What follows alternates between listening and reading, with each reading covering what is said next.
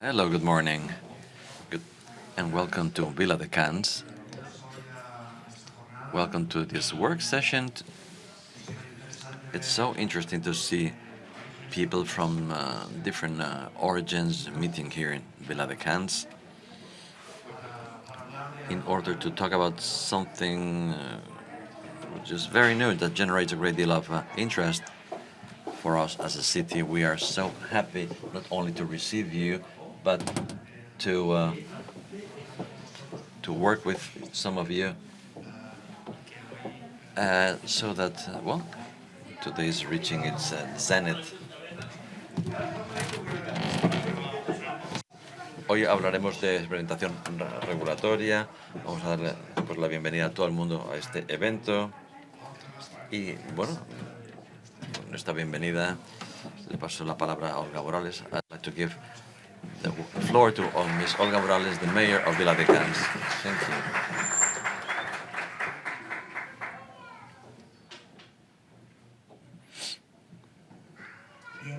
you. Well, good morning, everyone. It's a real pleasure to welcome you all here in Viladecans, at Calderón, and today we're introducing an important project, something expected in our territory, but also a way to understand our future. AgroDeltaLab is a clear expression of the model of a city that we all define with the roots well-rooted, well-established in our land, looking forward, trying to find new opportunities. In Viladecans, both city and field are not two different realities. They are both part of the same model. A model of a city that is betting for sustainability, for balance, and that goes through a way of growing that respects both the land and people who work there. And in this model, our farmers have a key role, not only because they create strategic food for food security of the metropolitan area of Barcelona, but also because they take care of the land, protecting biodiversity, and being part of our collective identity. We believe we can do a lot more. We are fortunate to have interested producers, people who are committed with innovation, but often they find restricted regulations, obsolete regulations that won't allow them to develop a natural territory with such potential. That's why we are particularly happy to introduce this proposal of sandbox, regulatory sandbox in Viladecans, a project that we were able to implement thanks to the Department of Economy of the Government of Catalonia and the joint research sector. I would particularly like to thank Secretary Trias and his team for their commitment in this complex project. And also would like to thank Carlos Torrecillas from the Joint Research Center that showing a leadership in the European Commission together with his trust in Viladecans for this project with this level of ambition is here now. The proposal of this sandbox that we're introducing is a step forward, a very important step forward towards a new way of innovating from the public sphere at a moment in which others intend to go back to old models, authoritarian models. We are betting to offer a step forward with this innovative, audacious approach with new ways of transformation, trying to find prosperity, justice, and sustainability. We would like this project to be used to strengthen the link between the city and its agricultural sphere, making it stronger with a brighter future. Let me finish with a very clear idea. The future of cities is also played in the fields, in nature, and in this relationship we still have a lot of work to be done. In Viladecans we work with the will of working for our joint future. Thank you very much to all of you for your kind attention, and welcome to Viladecans.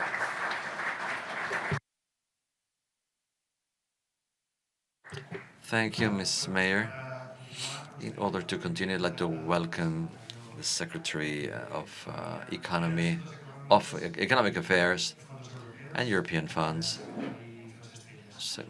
Mr. Francesc Trillas. Thank you very much.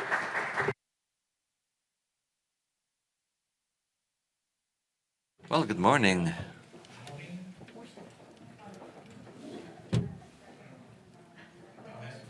Mrs. Mayor, thank you for your kind words, members of the Joint Research Center, members of the Ministry of the Government of Spain and other departments of the Government of Catalonia, representatives of other European regions. Bienvenido a todo el mundo y gracias por estar aquí. This is the kind of event that we enjoy being in, because we cover all the different levels of government, from the European Commission down to city councils, with representatives of different departments of the government of Catalonia, with the collaboration of universities, in this case UPC University, and others, and representatives of the private sector. Here, we are all necessary. It's very positive to find representatives of these institutions, but I would like to talk about this preparatory phase of a very interesting project, relevant project. This took place in the framework of the preparatory actions. This means that we are finishing the preparation stage, which is complex, but that yielded very clear results, and now we have to go to the implementation, to the execution stage, which is not going to be easy. We will have one of our best men, Mr. Victor Soria, the General Director of Economic Activity, with Alex and Brigida, who have done a great job. And their mission is to land it all and make these projects, complex projects, feasible. Projects are always complex. As the mayor said, we can use the simple, easy things, taking shortcuts in democracy, or we can, go through joint institutional work, etc. We are, in favor of this more complex work, but it's also a work that is more efficient. This project exemplifies this collaboration, where the European Union defines the big goals, where many of the solutions happen in the local level, in the land, in the territory, where challenges are lived more openly. We have to add efforts with different competences and responsibilities. In this context, Catalonia intends to be an active and committed actor and stakeholder in this European model. We contribute to the progress of Europe, making our reports like the Letta or the Draghi reports. We want to be in the avant-garde. Intend to be in the avant-garde of the application, the involvement of these projects, to try to shorten what right now could be a technological gap with the US and China. That's what we are doing now, and in order to do it, we defend a more innovative and sustainable economy, generating new challenges, shared prosperity, something that is respected by ensemble or the whole society. This plan is mobilizing 500 billion euro to make Catalonia leading engines in Spain, and one of the most important in Europe, in collaboration with our central government. And one of the main stakeholders, we are focusing on supporting the green and fair transitions toward a social and economic model that is more resilient. We're speaking about the model where innovation based on the territory is right at the core of it all. In this territorial innovation is not only technological, but it should be also innovation in the ways of working, of doing things, innovation in the way of relating with each other. These strategies that are focused in the Viladecans sandbox, which will be a test to do other sandboxes in Catalonia. This strategy, as I said, is aligned with the compass of competitiveness in the European Union that will set the basis so that Europe turns into the place where the new technologies, products, and clean products of the future are invented and implemented, being the first continent in being climatically neutral. In the last few months and years, we heard that the European Union was leaving the decarbonization strategy aside. Well, this is not so. With the Iran war, we've realized that the decarbonization strategy should be a leading strategy. We often go to Brussels, so we've never realized that the European Union didn't really care about it. But some economic and political forces put pressure so that this is let aside. But if the Iran war has evidence of it, is that this decarbonization strategy is fully aligned with the strategy of making the European Union or turning the European Union in a geostrategical hub of influence. This is the first line of action. Innovation, sustainability, and resilience are the pillars that we all share with Europe. That is our shared space of over 450 million people. In the case of Viladecans, the Viladecans sandbox includes the agri-food sector, which is a strategic sector for both Catalonia and for Europe. When we speak about strategic sectors, sometimes we hear this in a blurry way in the Catalonia Lidera concept. We use this more rigorously. To be a strategic sector, we have to fulfill some requisites. The first one is to be realistic. It should be a sector that has some basis in Catalonia. We don't want to invent anything. We don't have to invent an agri-food sector because it exists and it's powerful, with a contribution of 43 billion in our economy, representing a big chunk of our GDP. We are the main exporter of foods and drinks. This sector is a key element of the foreign trade in Catalonia, representing 50.2% of all exports. What we want is to continue with this, making it more efficient, more fair, so that it's still feasible, and evidencing the role of all the farmers. We believe that the regulatory experimentation in the sandboxes will benefit the real stakeholders that are facing on a daily basis to the climate crisis and the fulfillment of regulations to face challenges like guaranteeing the food supply in an area, in a moment of climate crisis. We need technological and institutional innovation with new models of new business models in the sector. Oftentimes, innovation goes faster than the capacity of society institutions to adapt to it. There is where we have the sandboxes. This can stop the implementation of transforming solutions. We have to strike a dynamic balance between economic activity, innovation, regulation, and protection of the rights, both social as well as environmental. The Viladecans sandbox intends to strike this dynamic balance between the protection of our environment, the agro-food, and the economic feasibility of the sector in collaboration with different prestigious bodies like CREAC. We need safe areas where to experiment with technology and new solutions. We are in an uncertain world. We live in an uncertain world. Experimenting is necessary. We would like to have clear solutions to know where things are heading to, but we live in an uncertain world with many question marks. That's why experimentation, well controlled, is necessary. This is what Danny Roderick explains in his last book, entitled Shared Prosperity. Shared prosperity in a fractured world. This is the challenge, how to proceed in an uncertain world with experimentations towards shared experimentation in a world that is fractured. This is our mission, and that's what we are now totally aligned.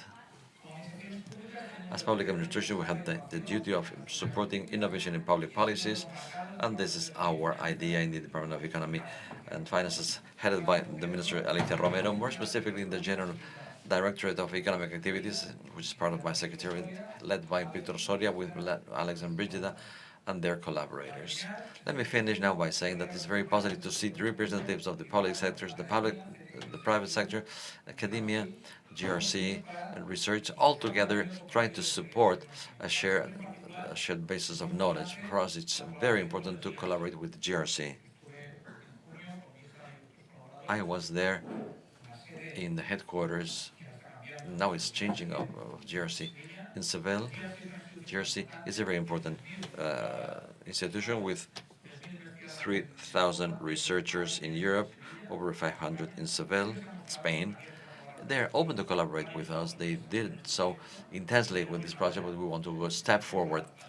We offered our contribution to GRC to collaborate in different areas because we believe that the, the, the research tool or the research arm of the European Union.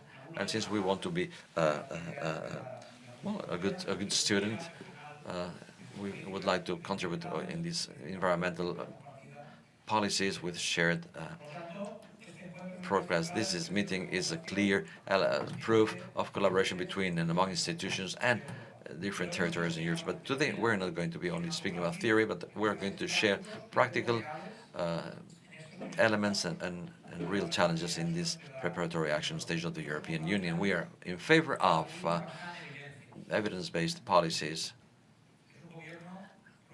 It's a pro-Europe government, pro-science, pro-municipalities. Right now, when science and democracy is at stake, we are in favor of science and democracy, and our contribution has to be, well, to use evidence and empirical evidence so that our collaboration with GRC yields the best results. The evidence-based policies based on the best international practices. Este es nuestro objetivo. We'd like to ask GRC in an event that we'll organize in the 26th of June with the Next Generations Fund, and we hope that we all continue our collaboration. Thank you to Carlos Ferreira and the City Council of Viladecans, led by the mayor, and we hope to land this into a reality. We offer our collaboration, and we wish you all to have a very good work day. Thank you.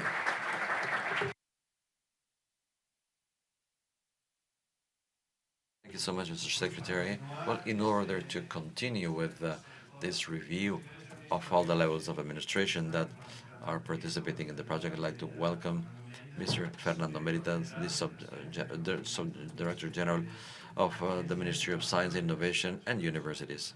Thank you. Thank you. First of all, I'd like to thank the mayor for counting on us and this event and in this review of the advances. Thank you, Mr. Secretary, Mr. Trillas, and I'm very happy to meet my colleagues of JRC. I spent some years working there. Many of the things that I was involved in are now present in this activity that we are dealing with. For me, it's very satisfactory to see how the efforts developed in the last 10, 12 years in Europe, supported, very directly supported by the European Commission and the General Directorate of Regional Urban Policy, the JRC, in the scene of observing innovation as an absolutely key element for the territorial development. We, from the Ministry, are totally convinced that the support of the specialization, intelligence specialization strategies that were born in the year 2014 or even some years before in the first preparation are now reflected in new governance models, in new models of approaching the needs of our societies, and in elements that have necessary reflection in the interterritorial collaboration. Interterritorial collaboration amongst the public administrations, and in the support of the public elements as a dynamizing element of economies and the different reforms that need to be implemented in societies. From that moment, when the intelligence specialization model began in Europe, well, many years have gone by. Right now we are living a moment of revision of these questions. We don't really know how this the intelligence specialization will be gathered as a concept in the new framework, multi-annual framework program of the Commission, and we are very interested in conveying to the European Commission into our autonomous regions that the government of Spain is very interested in continuing with this intelligent specialization of these new policies in Europe. And we are happy to see that because we are fully aware of the fact that how different approaches have progressed in all the regions of Spain, independent from the political orientation they've had in the last few years. I don't know what will happen in the future, if things will move towards more complex dynamics, as Secretary Trilla said. But what we can really say today is that specialization, intelligence specialization strategies have greatly dynamized the policies of innovation policies that are at the forefront of the different opportunities that different regional governments have designed. And we would like to be in favor of this new way of acting, because we are aware of the fact that thanks to these strategic models, what we were able to achieve is a more efficient interterritorial collaboration model. We from the ministry are fully aware of the fact of the benefits of interterritorial collaboration, both from the aspect of state cohesion, trying to reduce these gaps, reduction of the gaps amongst the different advanced regions versus not so advanced regions in Europe. In Spain, the same happens. We have regions that are very advanced, like Catalonia, with perfectly established systems with very competitive companies, very well located in Europe, with very powerful universities closely connected to the productive tissue or fabric. But we also, at the same time, have regions that are still lagging behind, and we have the commitment and the will of reducing that gap. And we consider that we have capacities in different territories and opportunities in different territories, and regions of different nature, different size, different level of development, because they all share priorities and they share ideas and concepts. That's why in the last few months we implemented the complementary plan of knowledge transfer, and through a vision of shared knowledge, will observe territorial cohesion differently. And we're happy to see the answer offered by the different autonomous regions. Their response was clear. This plan was launched in the month of December 2025. There was a first call for action called knowledge transfer, and this call for action had 60 requests for different consortia, 60 requests to implement experimental initiatives that face social and technical challenges associated to the technological sphere, energy, vital network patrimony, healthcare, etc. This call intends to find transforming solutions that can face more efficiently these problems under a standpoint of cooperation and sustainability. Therefore, after all these years in which we began working in the models of intelligence specialization, after the years that from the ministry in the different areas, Ministry of Science and Research, Ministry of Research and Universities, as now it's called, we tried to adapt in the best possible way different opportunities of these strategic frameworks of innovation. I always thought, I believe that Spain and the different regional communities are high-level students, and we are in the right position to approach the future challenges in a more open way, focusing on possible and different visions after policies of experimentations like the sandbox. With no further ado, I'd like to finish by saying thank you, Mrs. Mayor, and thank you, Secretary Trillas, and thank you to the contribution of all these initiatives that you have developed in Catalonia that are a clear example for all the different elements that we are doing, and this complementary planning one way or another is directly connected to the shared agendas that are developed in Catalonia. Thank you very much for your kind attention.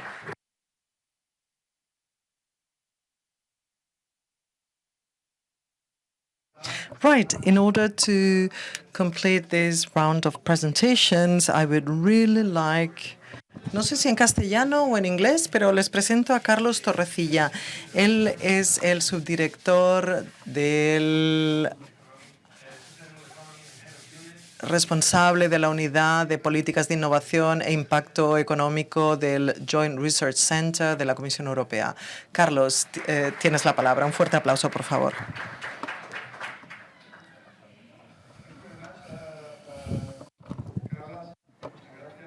Muchas gracias, Carlos. Señora alcaldesa, muchas gracias. Estimados representantes de Ankara, de las Azores, thank you very much for your kind invitation, for welcoming us here in Viladecans and for having organized this event, which I truly believe that it materializes wonderful things about this project. The first one, being able to join in the same physical space all the different levels of the public administration working throughout Europe. As Francesc mentioned before, and also the Lady Mayoress, as a continent, we are facing a series of challenges which can be considered existential, being able to adapt our societies to climate change and the series of challenges that come with it in a way that we can ensure a competitive business fabric. So the success goes hand in hand in front of these challenges, ensuring means of life and the society of our well-being comes with guaranteeing the solidity of our economy. And if we do it in a sustainable way, we ensure the future of our societies. These two existential challenges, then, are tackled and should be tackled by means of using innovation as a tool. It's the only means we have to be able to reach good port in front of these two challenges. And we need to use innovation as a tool for transformation. If, as a society, we want to be able to battle climate change successfully, we need to transform the way we produce, consume, live, and enjoy our free time. So at JRC, we're talking about innovative transformation. It is true that all European territories are facing the challenges of climate change and the digital transformation, but its effects and the impact are not the same in all regions. In my home region, Andalusia, in the south of Spain, we are suffering it much more than in Northern Europe or in an insular area like the Azores Islands. So in order to face these social challenges, we need to consider the local dimension. The one-size-fits-all solutions are not valid for everybody.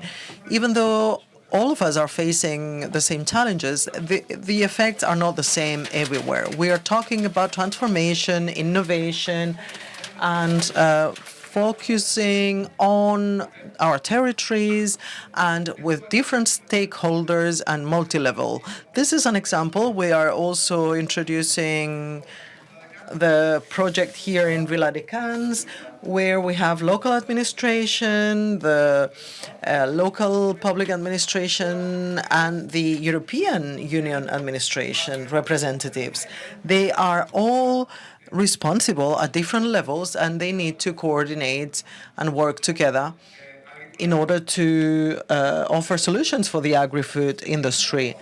In other words, if we are not capable of articulating innovative, transformative solutions, coordinating all levels of administration, we will not reach success in front of our challenges in Europe, ensuring our competitiveness and sustainability.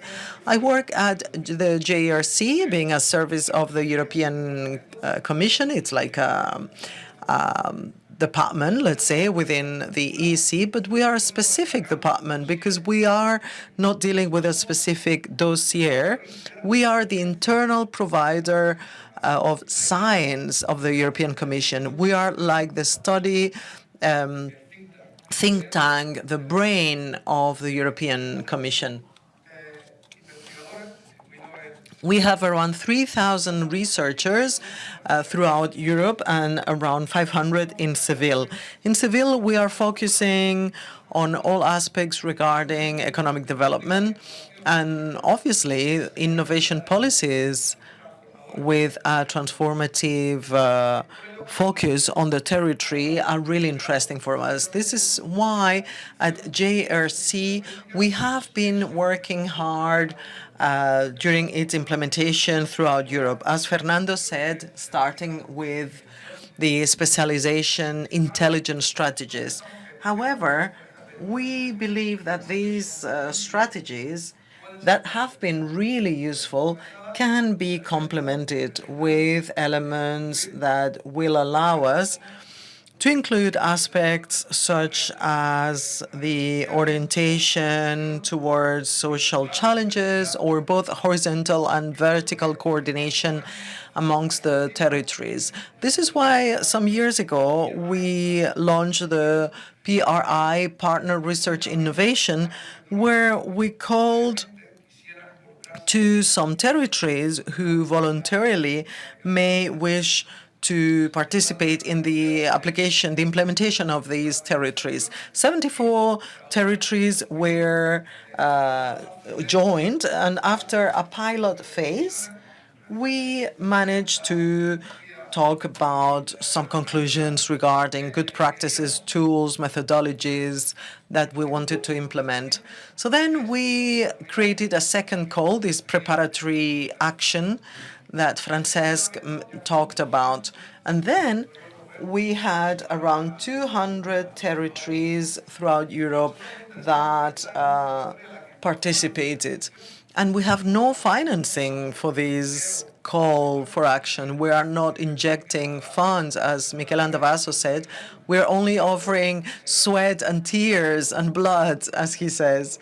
But we've seen more and more territories joining in because we understand that this feeling of relevance to solve fundamental problems that we face as a society and the need to use innovation for that is throughout all projects.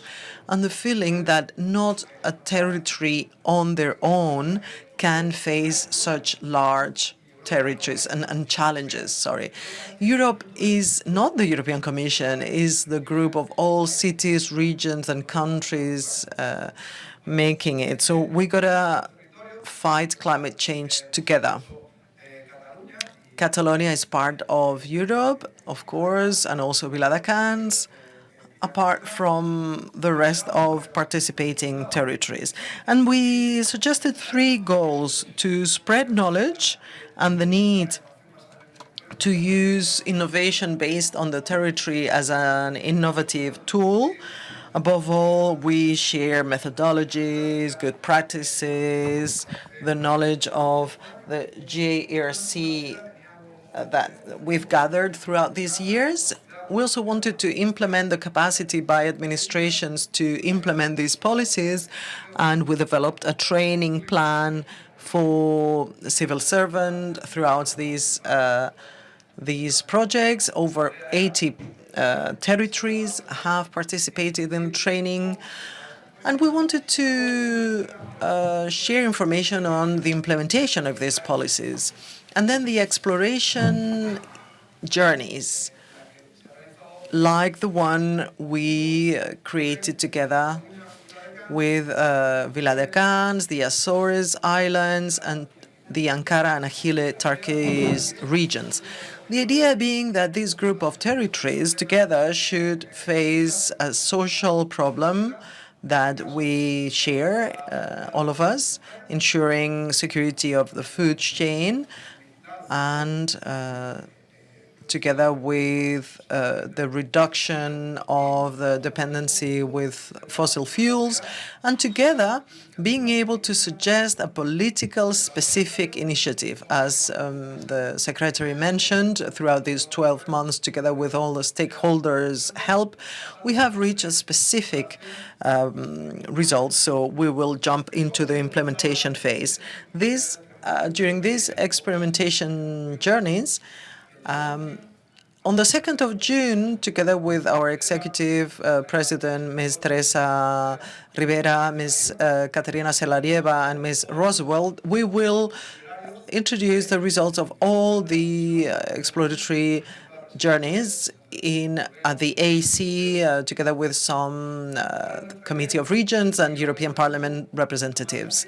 The idea being to increase the critical mass of territories together with the JRC, the scientific brain of the Commission, who are all working on these topics. We count on your presence there. We shall send you the pertinent invitations because we believe that you are very important stakeholders, and it's really important for you to share the knowledge on the great work done so far. We have a second 4 more sets of exploratory journeys because this project at least should go throughout mid-2027.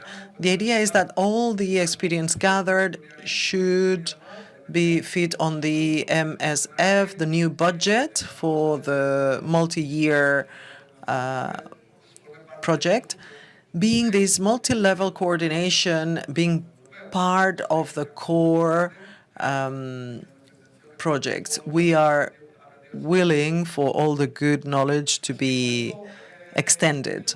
So this is all from me. Thank you very much for your implication, for your generosity, for having joined this group of territories that only with blood, sweat, and tears have done an awful lot and have achieved very positive things, demonstrating that we can implement innovating policies as a sustainable continent. Let's keep with the good work. Thank you very much.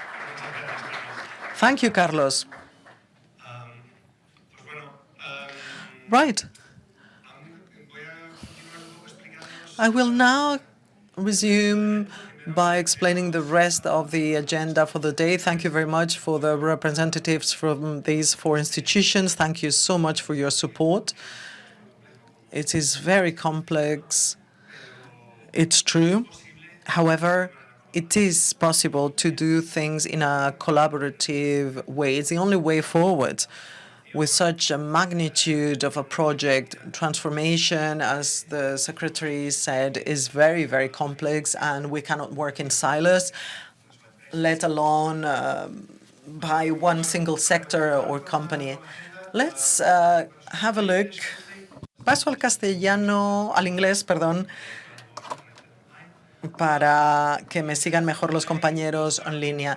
Hoy en día empezamos pues con el contexto, y para ello me encantaría invitar a Michal Michinsky, el compañero que va a arrojar luz acerca del contexto, para empezar.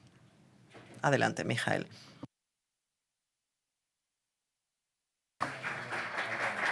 Gracias. Buenos días. Es un placer estar hoy aquí. Y debo reconocer que es magnífico volver porque nos conocimos aquí hace más de un año, creo, cuando todo esto empezó. Y sí, para no seguir con el sudor y las lágrimas, voy a dirigir mis palabras en inglés. Como ha dicho Carlas, la tarea aquí es explicar un poquito cuál es nuestra alineación, el contexto, cosas que quizá ya conozcan.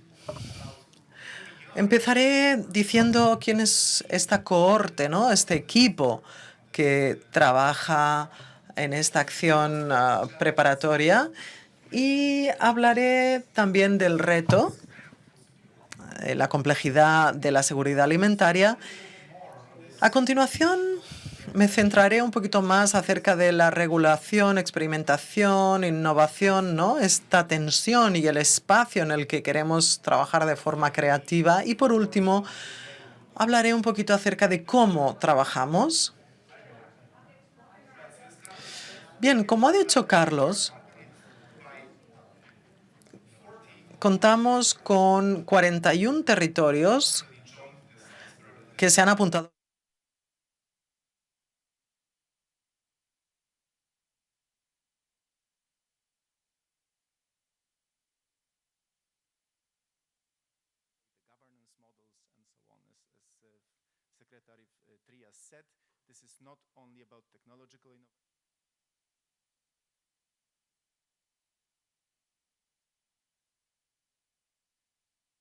Como ha dicho Carlos también, la idea es trabajar en modo centrándonos en nuestros retos. Los territorios que participaron en esta acción se centraron en retos muy concretos, como el aumento de la seguridad alimentaria global, con Cataluña, con las dos regiones turcas, con las Azores y Malta, que hoy, por desgracia, no han podido venir los representantes malteses. No estamos solos en esta aventura.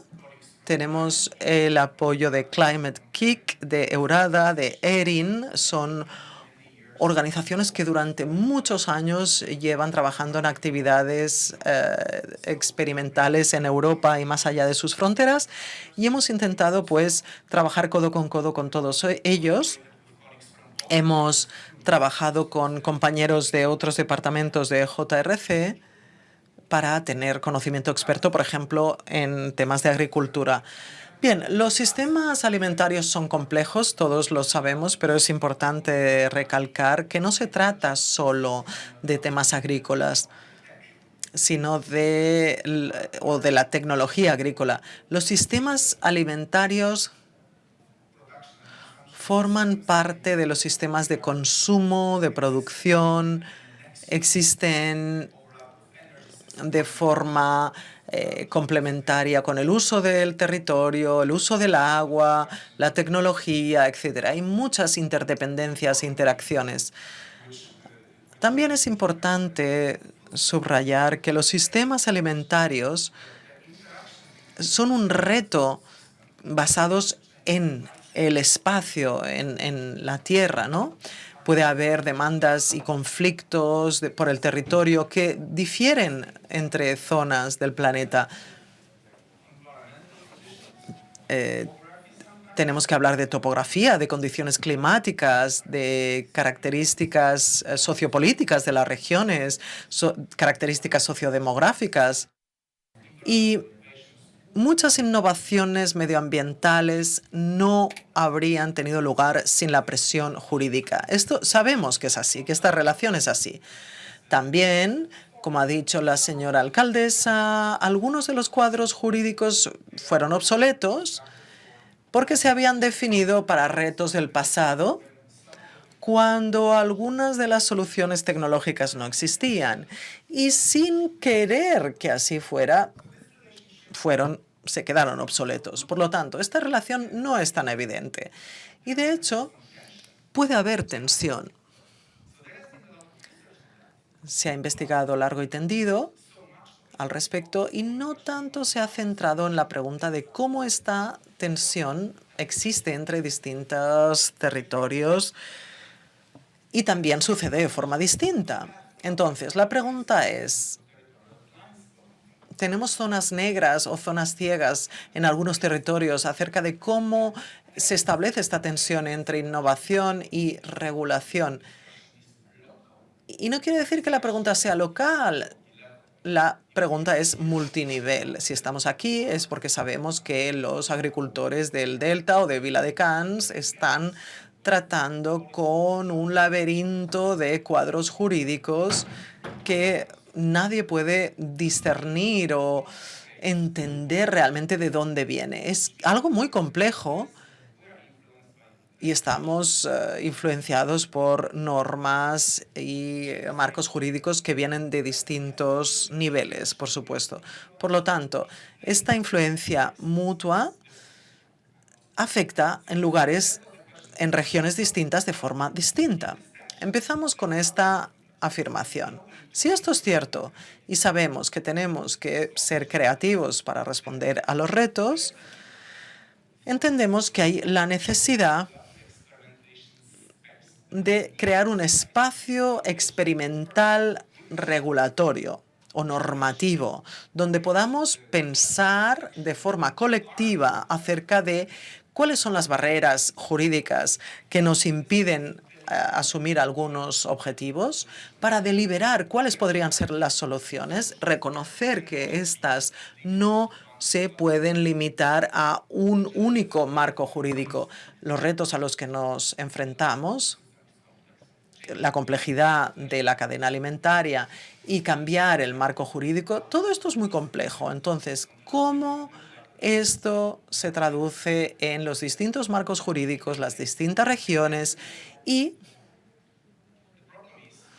entender que el problema es que no nos centramos en un único territorio. Tenemos que ser capaces de entender de cómo funcionan todos estos territorios en toda Europa.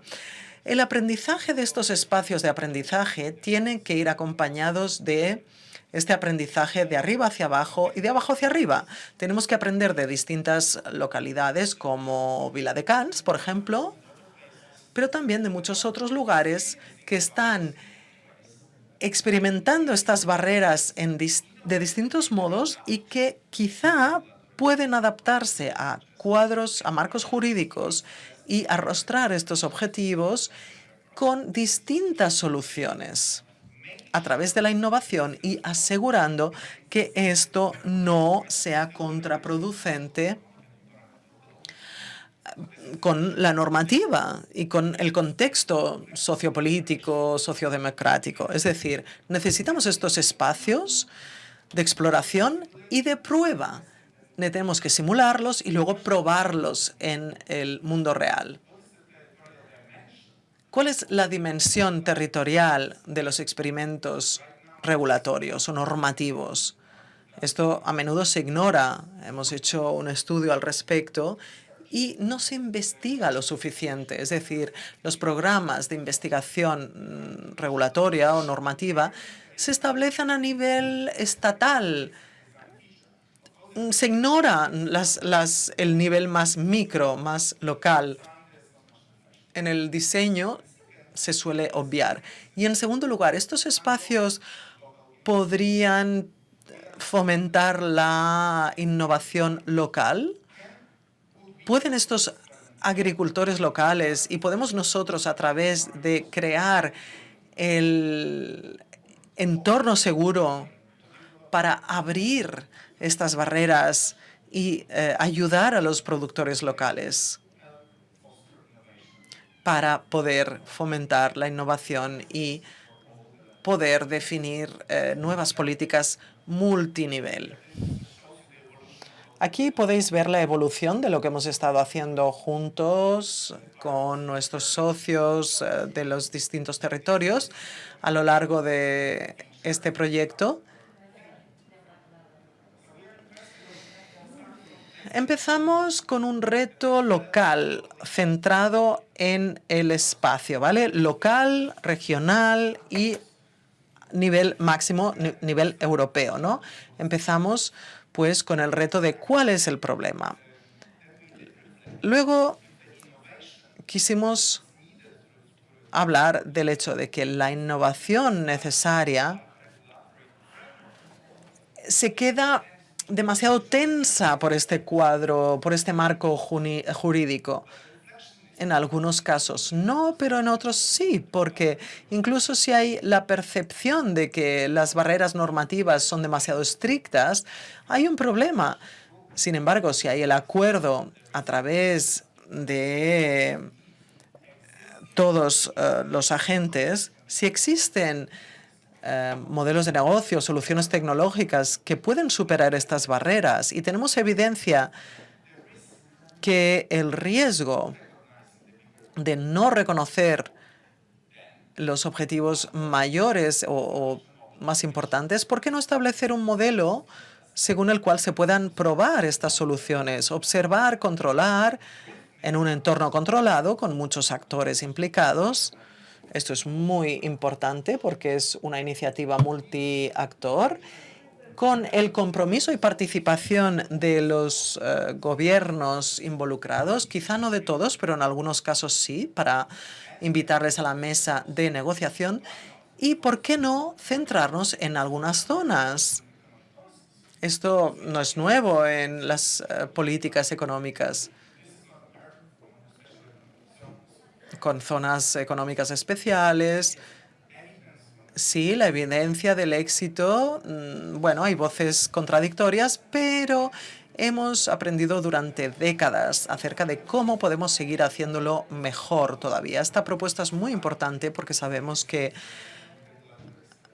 la experimentación actual en sandboxes, y Hannah más tarde nos hablará acerca de esta propuesta. Los sandboxes no son adecuados para actores pequeños. Hay algunos ejemplos que se utilizan con las pymes, por ejemplo. Por lo tanto, pensamos que con la idea provocadora de los compañeros catalanes, ¿por qué no centrarnos en un territorio con más actores? ¿Por qué no hacerlo así? Y bien, empezamos a caminar juntos. Esto es lo que diseñamos con Carla y otros compañeros. Y pensamos que este viaje, este aprendizaje, ¿qué hicimos? Pues una serie de reuniones en los que utilizamos distintas herramientas para ayudar a los territorios para pensar cuál es el objetivo de esta experimentación, cuál es la teoría del cambio, cómo esperamos que esta experimentación nos ayude a lograr los objetivos, crear un prototipo y empezar a aprender. Ahora estamos casi hacia el final de esta etapa, como dice Francesc, esta etapa de preparación. No tenemos un sandbox funcional, pero sí que hemos alimentado el debate, hemos definido un modelo y prototipo que podamos ofrecer a los actores relevantes y organizaciones normativas y, muy importante, un modelo codiseñado junto con otros territorios. Tenemos estas herramientas de aprendizaje y hemos hablado de los modelos de negocio, la propuesta de valor, por qué necesitamos y, sobre todo, muy importante, como Carlas ha dicho, cómo podemos invitar y animar a trabajar sobre el terreno, tal y como se hizo en Cataluña, en Turquía, en Malta, cómo se han implicado con los actores locales y también nos centramos en el diseño, en la etapa. Hicimos muchos webinarios online. Gracias a todos por vuestra paciencia. Utilizamos estas herramientas virtuales, diseñamos un canvas, un cronograma acerca de los elementos del diseño de estos espacios de experimentación y tuvimos la suerte, gracias a Tatiana Fernández y compañeros que empezaron este viaje con nosotros, de testar el modelo con más de 90 personas en el evento Interreg que organizamos el año pasado, cuando trabajamos, aquí veis algunas caras familiares, conocidas, perdón, cuando hablamos del concepto. Fue un ejercicio muy interesante y ver que fue muy difícil realmente. Por lo tanto, pues tuvimos muchos distintos abordajes para aprender cómo hacerlo, ¿no? Me detengo aquí para darle la palabra a Carlos, que nos va a contar la historia del local. Pero Carlos ya mencionó que estamos empezando a compartir las lecciones de este ejercicio y creo que habrá también un streaming de este ejercicio y podréis ver cómo estos abordajes se aplican de una forma muy política, ¿no? Pues tenemos la presencia del comisionado y bueno, esta es la idea, ¿no? Compartir esta lección en este debate de políticas europeas que esperamos que pues tenga un cierto impacto, un buen impacto.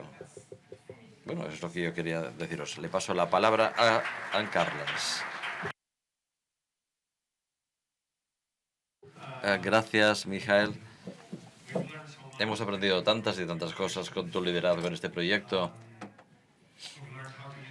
Hemos aprendido a utilizar nuevas herramientas, he inventado algunas otras nuevas también y ha sido una experiencia fantástica para todos los territorios. Sé que al menos ha sido así para el equipo de Viladecans. Creo que ya mencionaste una cosa muy importante, que lo que es distinto en cuanto a esta aventura, porque creo que el viaje de experimentación es una aventura en sí, pues es que ocurre en algún sitio, ¿no? Hay un sitio donde esto ocurre. Y este sitio es Viladecans. Para nosotros, al menos. So what happens in Viladecans? Well, Viladecans, the orchard of Viladecans is an different place. Para los que no seáis de aquí, habéis visto lo cerca que estamos del aeropuerto. Estamos muy cerca, a 20 minutos del centro de Barcelona. Y en una zona metropolitana muy densa. Y aún así tenemos 400 hectáreas de suelo agrícola de alto nivel. This sphere creates a great deal of opportunities. We have an ecosystem that was spoken about, this triple or quadruple helix of a maximum level with universities, startups. We have a complete chain food, value chain of food, proximity chain, which is absolute and total. It's not that we have restaurants, we have food transformation, we have big producers, centers of distribution. We have Mercabarna, which is 10 minutes from here. It's the big Barcelona market. And we also have something which is, so fantastic to have. We have local entrepreneurs, as mentioned by the mayor, that have a vocation of innovation, who really want to progress into the future. But also we have some important challenges connected to the degradation of the territory. We have a decrease of the soil that we use to cultivate, and regulations, dysfunctional natural ecosystems, degradation of the agricultural and natural value. They limit growth, and this is a challenge. How do we unlock these territories' potential? This is the starting challenge. And well, from there, we have been working with JRC in a work that, in fact, we had already begun. We could say that we have progressed greatly in this year of work.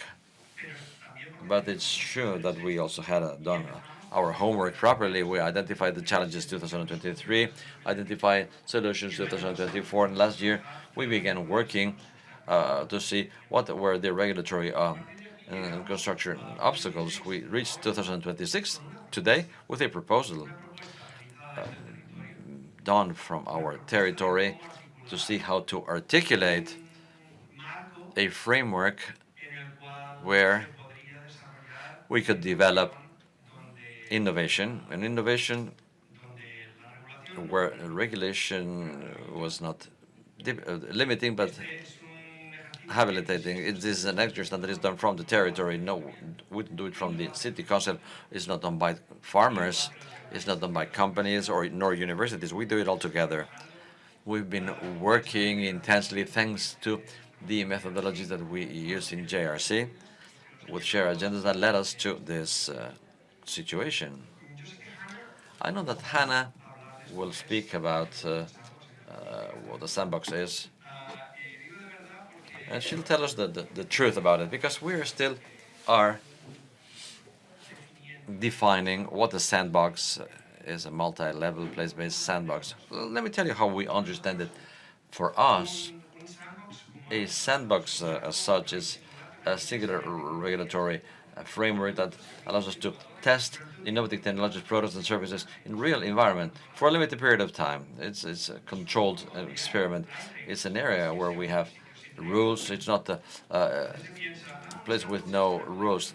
I can do anything there. No, some people think, no, that's not true. This is a particularly regulated place. It has a limited duration of time. We cannot do it just anywhere and forever. It's an experiment. That's an all experiments. Well, we need a lab. In this case, it's AgroDeltaLab, which is that area where the tests can be done.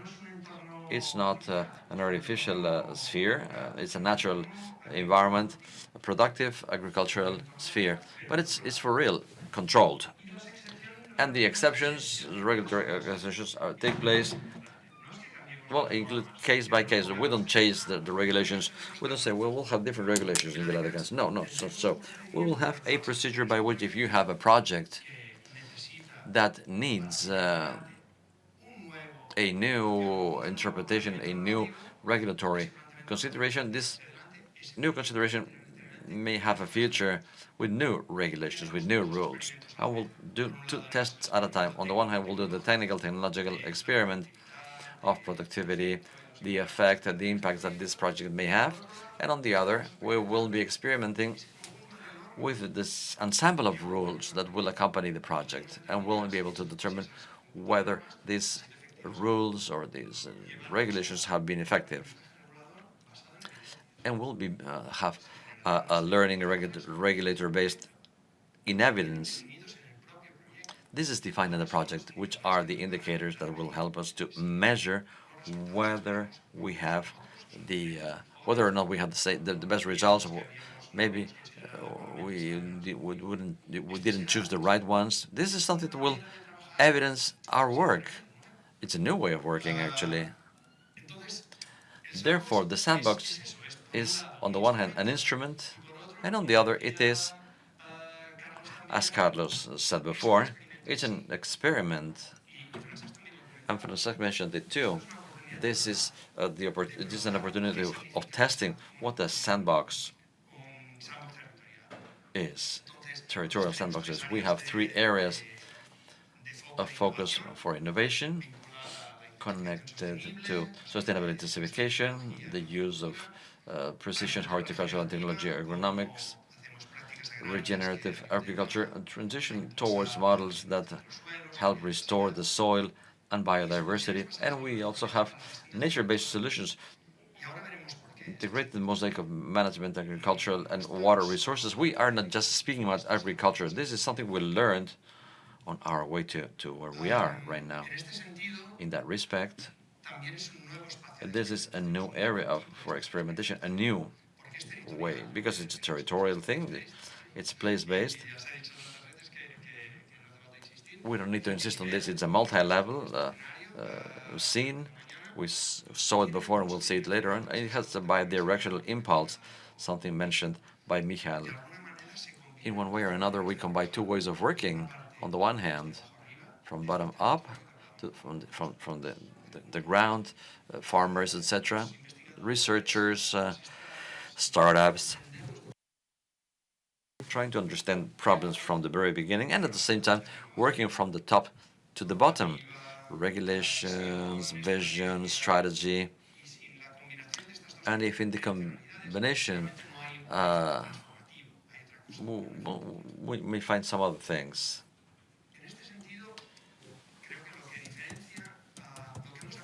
What we learned is that a sandbox is a tool that only makes sense if it has a what for. If we don't have a what for, the sandbox makes no sense. Why should I do a test and not another? Why am I going to validate this and not another? Why we will be jumping over the hurdle of rules with this project and not with others? Well, let's say that we have the vision of the territory, and I'd like to thank Giampino because he'll tell us more about his work, and Laura Camrubi from Rochelle, who are the co-authors of very important work, that I would summarize with a single sentence.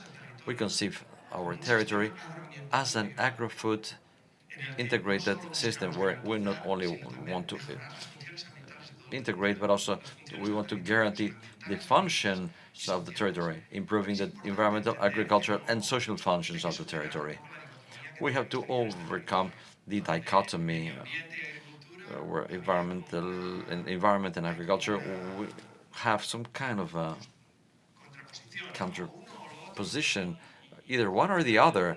Taking care of one thing means not taking care of the other. Well, this dynamic led us to the degradation of our territory. We have to find other dynamics. We have to consolidate our territory to consolidate this territory as an infrastructure, a green productive future in the metropolitan area. We have to recognize the agricultural spaces as service providers, ecosystems, and biodiversity.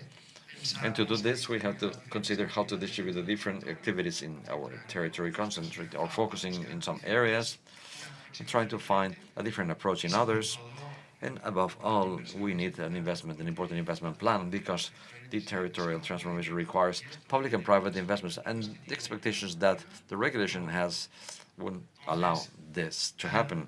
Therefore, how does the sandbox work? I will only just give you a first idea. We have to design more things. How will this work, some people may ask? Well, first, call for action, the proposal, the call for applications. We haven't got an approved sandbox until the end of the preparatory action. We have a presentation proposal made by researchers and companies, etc. We need a technical validation. This technical team will watch over the project. These projects are highly complex. We're speaking about a project that has to measure what the impact of an agricultural, no, the impact on the natural ecosystems. How are we going to do it? How are we going to measure it? What is the impact of these regulations? We will have an assessment committee, something vital once the project is articulated, to see if we see all the different systemic elements, agriculture experts, environmental, economical experts, you name it, key elements. Later on, there's got to be an organization that channels this information, these results, to see if this project makes sense, and if it's whether or not it's authorized, following the indicator or monitoring the indicators and learning and learning regulations.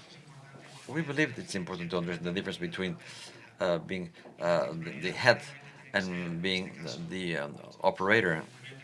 Obviously, the head should be the general director of economic activities. They are the key persons of this sandbox in our proposal, and then an operational management that should be done from the territory from here. So the city council will have a key position here. Well, in any case, we have to make a legal set of actions. We are waiting for a set of rules and measures having to do with sandboxes regulations. It's still pending to be approved from or by the government of Catalonia. We'll have other levels that would make it possible. But the multi-level, well, it's quite dense. I'm not going to talk more about it, but this will require new tools. Because if the government of Catalonia approves a set of regulations, well, it cannot be only applicable to the competences that have to do with the state administration or to the European Commission. So we'll have to find legal formulae that are very important. It's legal techniques to develop and explain this sandbox with all the guarantees required. This has an economic impact. We made a small economic study. We are not speaking about something small for Viladecans. This means an important increase of employment. It's an aggregated increase of employment. This means 10 million euros investments in the coming 10 years. It's an increase of 50% of the GDP in Viladecans. Other than the impact that, well, these are direct impacts, okay? But the indirect effects that take place in the ecosystem, the industrial development outside of Viladecans, companies outside of Viladecans, universities, research centers, etc. And we make we decided to value the direct and the indirect costs. We'll share it with you. And let me finish by saying and by sharing the next steps. As the mayor said, the sandbox is an opportunity of democratic innovation taking us to a different way of building regulations, and it's also a need to be an example for future experiences in other areas of Catalonia, Spain, and or Europe. In that respect, we are to serve the possible solutions that may happen outside of Viladecans. We're collecting contributions, the different stakeholders and different levels of administration. We will launch a technical legal working group that Victor will tell us more about it. And well, I hope to have this approval of the sandbox as soon as possible. I know these things are rather complex and slow. And with this, well, I give you a high-level review of what the Viladecans sandbox means. And now I would like to, of course, during the break, then any question you may have, either to me or to Michael, will be available. And now I would like to give the floor to a panel of transformation of the food territorial systems. I would like to invite Teresa Burtargas, the Councillor of Economic Transformation, Rafael Calvet, who's the Director of Calvet Fruits, Ms. Gloria Cugat Pujol, the Director General of Transfer and Innovation of DARPA, and Joan Pino, the Director of CREAF. And the moderator will be Gemma Mirando Leske. We'll just fix the stage so that you all can join us and we can start this panel discussion. Thank you.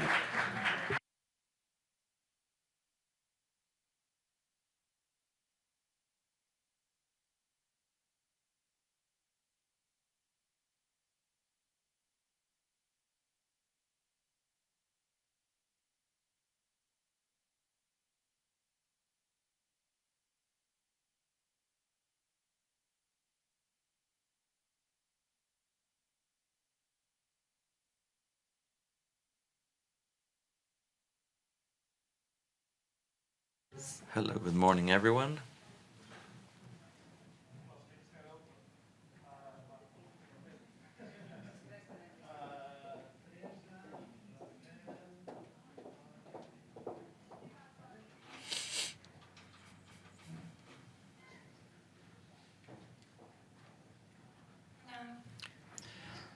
Hello again. Good morning, everyone.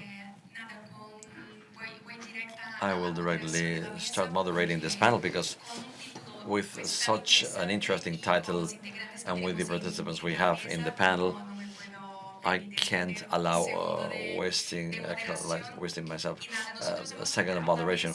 We prepared this panel with a round of specific questions and then a second round with an open question to all the participants of this panel. Let's start with Joan. Joan Pino, what is the reality and the potential of this territory and why it is important to recuperate what Carla said before? Try to see jointly the environmental functions and the agricultural functions as well. Well, thank you for this kind invitation and for this for having invited me to do this panel. Carlos announced it before. We are at an area with high potential. It's a territory which includes river and sea. It's an area of transfer of many species, many birds, not only birds, cross us in the Mediterranean coast and our Delta River, with a population that requires some environmental services like supply, food, and also regulation. We are in a delta, in a river delta, where we have difficult water complexes that determine its functioning and its way of working. And also, it's an area of recreation with important services that proved to be very efficient during the lockdown. We are affected by the suburbanization. We are in a suburban area with all the problems that these spaces entail. They were seen as a backyard of many cities where things were left, things that were not interesting, or people that were not interested in seeing. And this includes many possibilities, on the other hand. With historical decline, a certain stabilization recently, this decline was due to the historical urbanization policies and the development of logistical towns near the city of Barcelona, with high concentration of properties and the aging of farming population, as Laura said in her study, with an intensification and a loss of certain production and some problems of investment due to legal uncertainty, as seen in the report.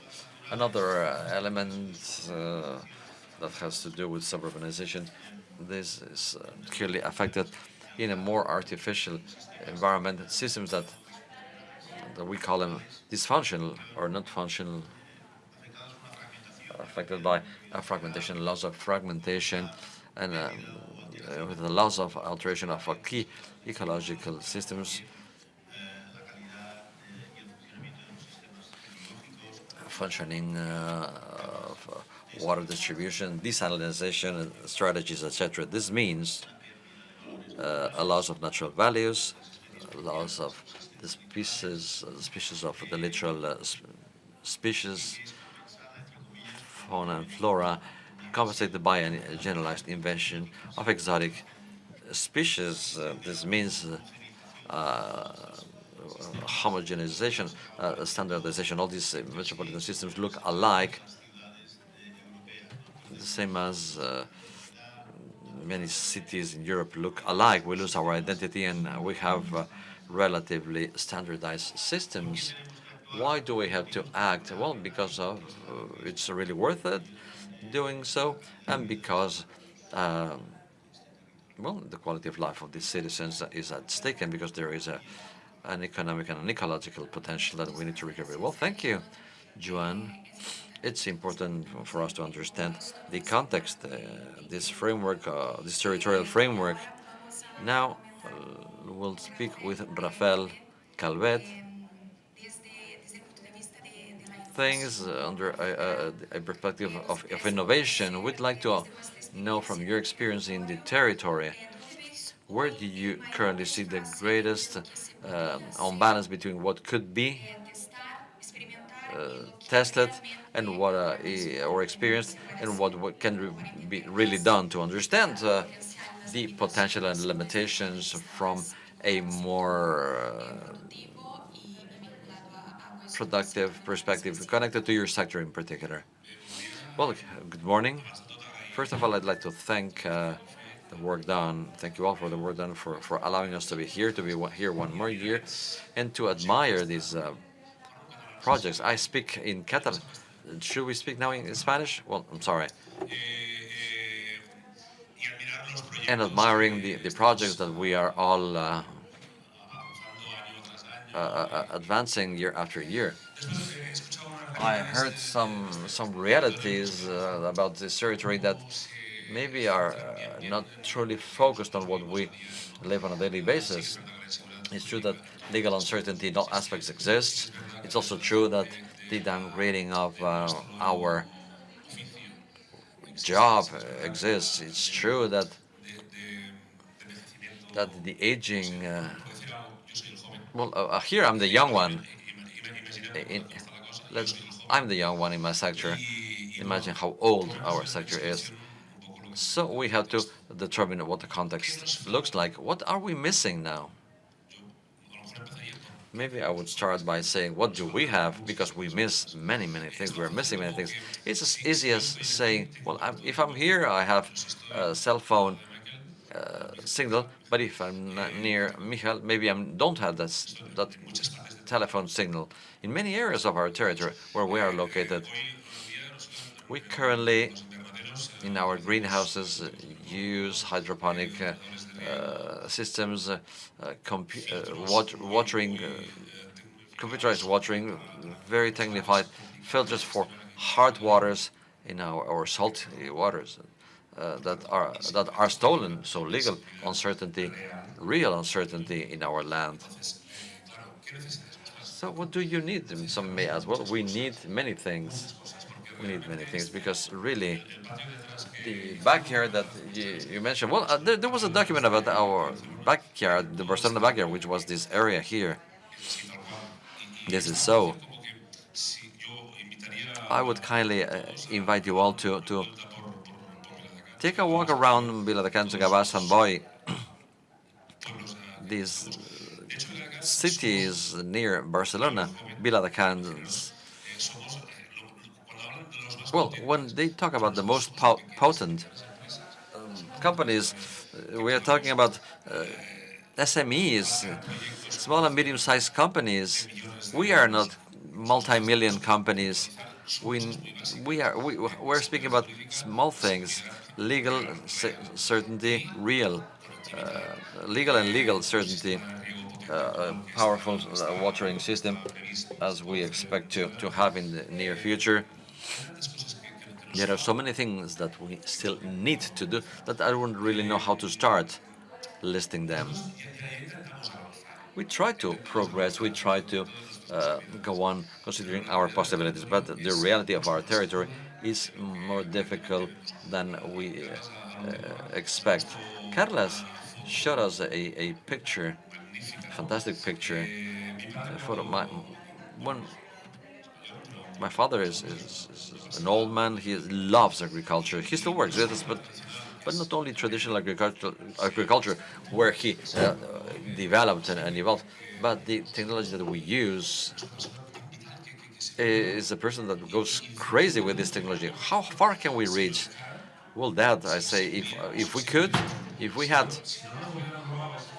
not been stolen all these water filters or these computer elements, if we could use all our field because we have people living in huts, well, we could do a lot more. Some companies are interested in our way of working, and I support all the things that have been said up until now. We have a good fertile land. We have a land that can give us a great deal of services.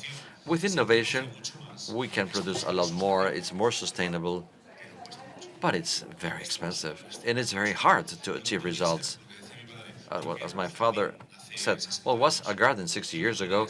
What could be not just a garden, but a botanical garden, because we could connect all the different areas.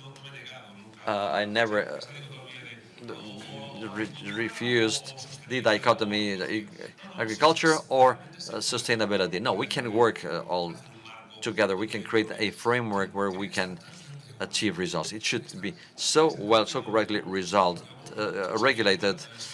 I'm a farmer, and we are very clear when we speak.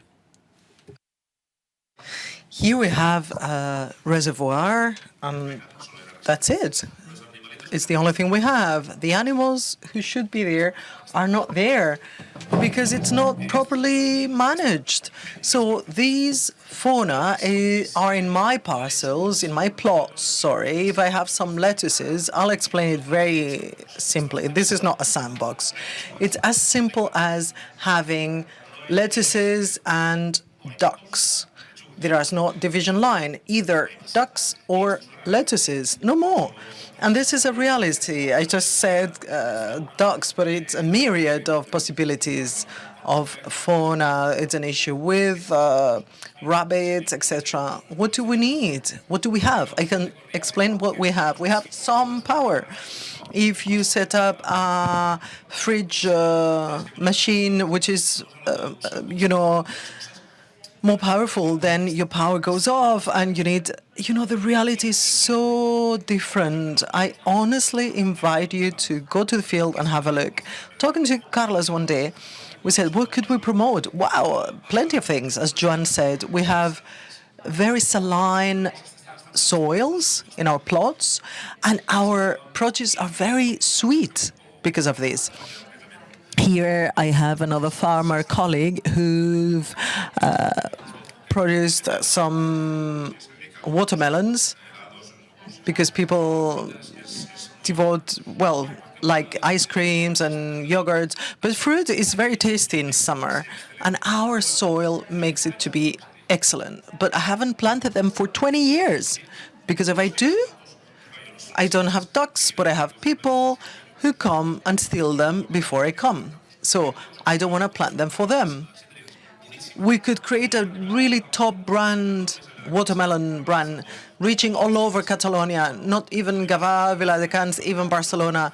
We could work a territory to produce in an efficient manner and biological. We work with hydroponic. We are against the wrong use of water. It's a resource that unfortunately is more and more scarce due to climate change. It's a reality. And an infrastructure that 25, 30 years ago was used to crop tomatoes is not used anymore. I need 3 more meters for the plant, number one. 2, for the people inside. Why? Because temperature is so extreme that the plant will reach a top threshold and that's it. It will stop growing. But the people inside too, not us, our workers, our colleagues,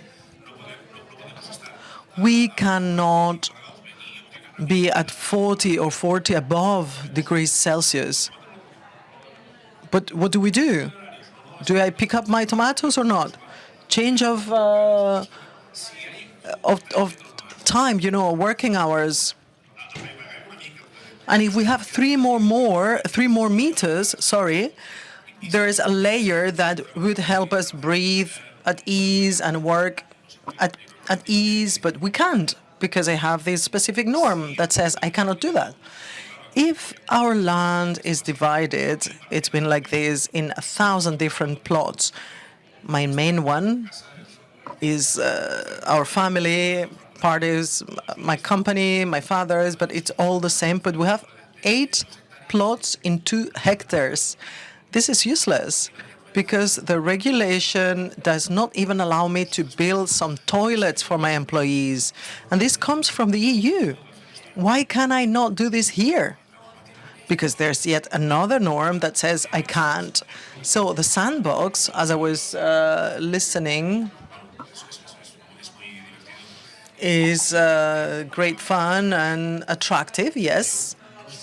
But I don't know whether our reality, when I reach the 7th bullet point, I believe my colleague and I will be retired. And I'm the young one, I remember. I will be retired then. I wish I'm wrong, but I believe that this is the reality so far. What do we need? And I finish. Plenty of things in order to survive. Not even to imagine a beautiful picture. Wow, if this happens in 7 years, it's a dream. No. Reality is very harsh. Infrastructure, regulation, support. The reality coming to our ground, visiting on the field, and all participants saying, wow, not a sandbox, we need 3 in order to regulate, to start things, to tidy things up. Have we tidied things up? Right, okay, then let's go for a sandbox. This is my vision. It's encouraging, yeah, it's beautiful worlds. You go crazy, of course. For those of us who love our land, when you see this, you go nuts. You think, wow, if my father could see this, I have not invited. But if he were to have seen this, he would have said, wow, this is amazing. If I could have done this when I was a young man, hold on, Dad. Maybe I will not even see it myself. And this is all I wanted to say. I'm sorry if I took some extra time. Thank you, Rafael. Thank you. I believe that with these two interventions, we have understood a little bit more about the territorial framework. We have learned about the challenges linked to the territory and its functions. And now let's give the floor to Ms. Gloria so that we can understand her standpoint. We are asking this question, up to which point what we are seeing and debating here regarding the Viladecans context, does it reflect broader challenges of the agro-food system in Catalonia? Hello, good afternoon. Hello, everybody. First of all, please allow me to congratulate Carlos and the rest of colleagues launching this project and coordinating everything, to the rest of speakers. Gracias, Michael, por tu presentación tan inspiradora. I'm really happy to be here. Why?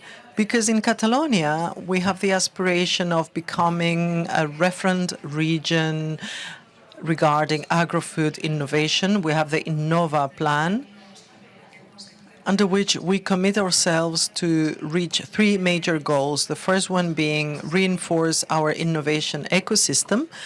Previously, we said that thankfully we have centers where we do research and very powerful universities. We have a business network of colleagues who have an amazing, innovative standpoint, and we all must work together. We also have a local public administration network who are worried, together with the Viladecans City Hall. They have worked really hard because I believe they love this delta and they are worried to care for it. So I think we have a great ecosystem and we must reinforce it. We need to launch it and support it. So thank you very much to the colleagues from the Department of the Business Sector supporting us. So the sandbox adds on, it reinforces the ecosystem. And the second major goal of the Innova plan is to gather material and human resources to become this region which is a referent in innovation. Having this regulatory sandbox implies having a state infrastructure. So in this sense, we are totally aligned with the needs of such spaces. However, we need to understand, and I truly liked Carlos' reflection, we all need to understand what is the purpose. Why can we not lose focus? Resources are limited, so we need to understand why we need a sandbox, where do we want it, and for whom it should be useful. So I would like to make a reflection on the regulatory or normative sandbox needs to be useful to answer the challenges of our country challenges and the challenges of our sector so that it's more competitive, not only for us from the agricultural department. This gentleman here has mentioned many other problems, but our main challenge is for him to be able to continue working, not only him, also his children, and for his business to bloom. This is our priority. And at the same time, we want him to do it in a sustainable manner because he's the first one who loves this delta because it's his land. So in a regulatory framework or sandbox, I think we should define a little bit better who is the regulator.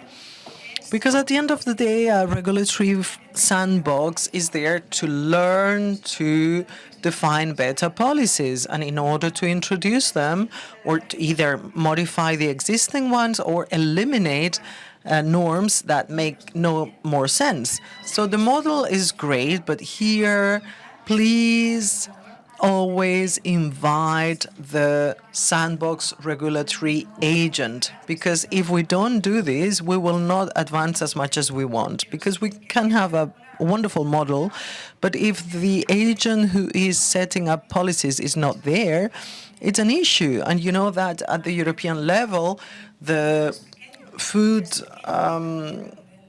regulation is mainly European. So we have smaller frameworks at the national and even so local level. So please always invite regional regulators, because if we don't do that, even if we have great will, because everyone will start talking about sandbox, oh, it's very nice.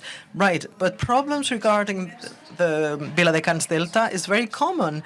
Everyone will want their own sandbox. So we need to try to be rational, to analyze exactly what are the challenges and define a matrix between challenge and territory, because each territory has specific challenges and they should be able to be extrapolated or shared to other territories, because we will not be able to create a sandbox in each territory.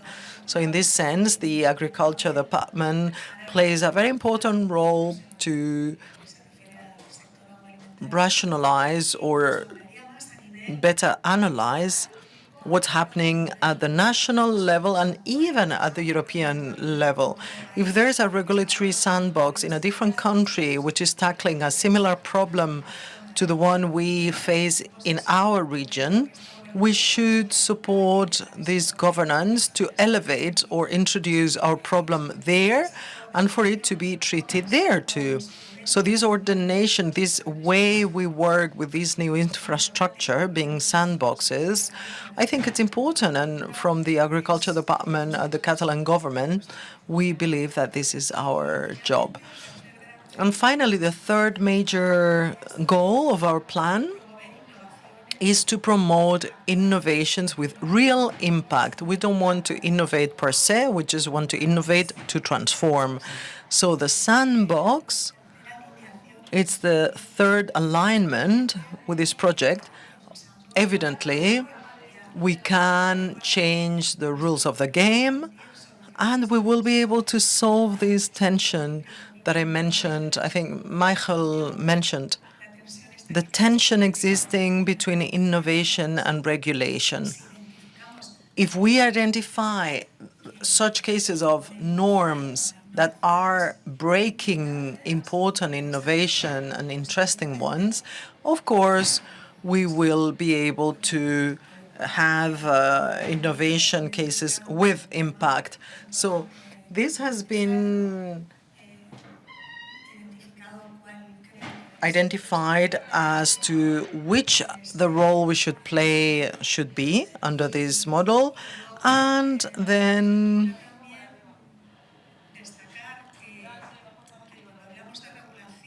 when we talk about regulation, also security is fundamental. As you mentioned, juridic security that you feel violated due to different reasons, as you mentioned.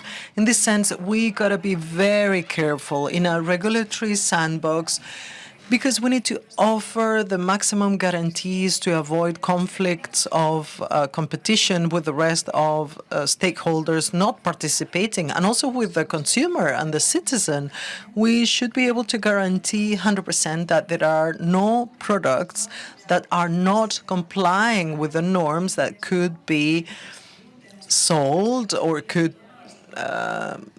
be an issue for citizens' health or the environment. So everything regarding the regulation of the sandbox, we are running late. You know, it's very complex. And I believe that there are some experiences already the state level. I'm thinking, for example, about the CNTA sandbox in Navarra. I don't know what the juridic framework was, but we would like to visit them to deep dive a little bit and gather some more information. And in order to put into practice this model, I believe, Michaelis, maybe you can shed some light regarding other models and how this is being regulated in other countries. But I think that juridical security is a sine qua non condition so that we can be successful and not create mistrust in the citizens and amongst the different sectors. And this is all. Even though we have some barriers, we need to keep going. This is far too important. And I believe that we are all there to try to solve as much as possible and to define a better regulation, which is our responsibility from local administrations to regulate correctly according to the present context, trying to support people working hard in the agro-food industry, trying to help our country. Thank you, Gloria.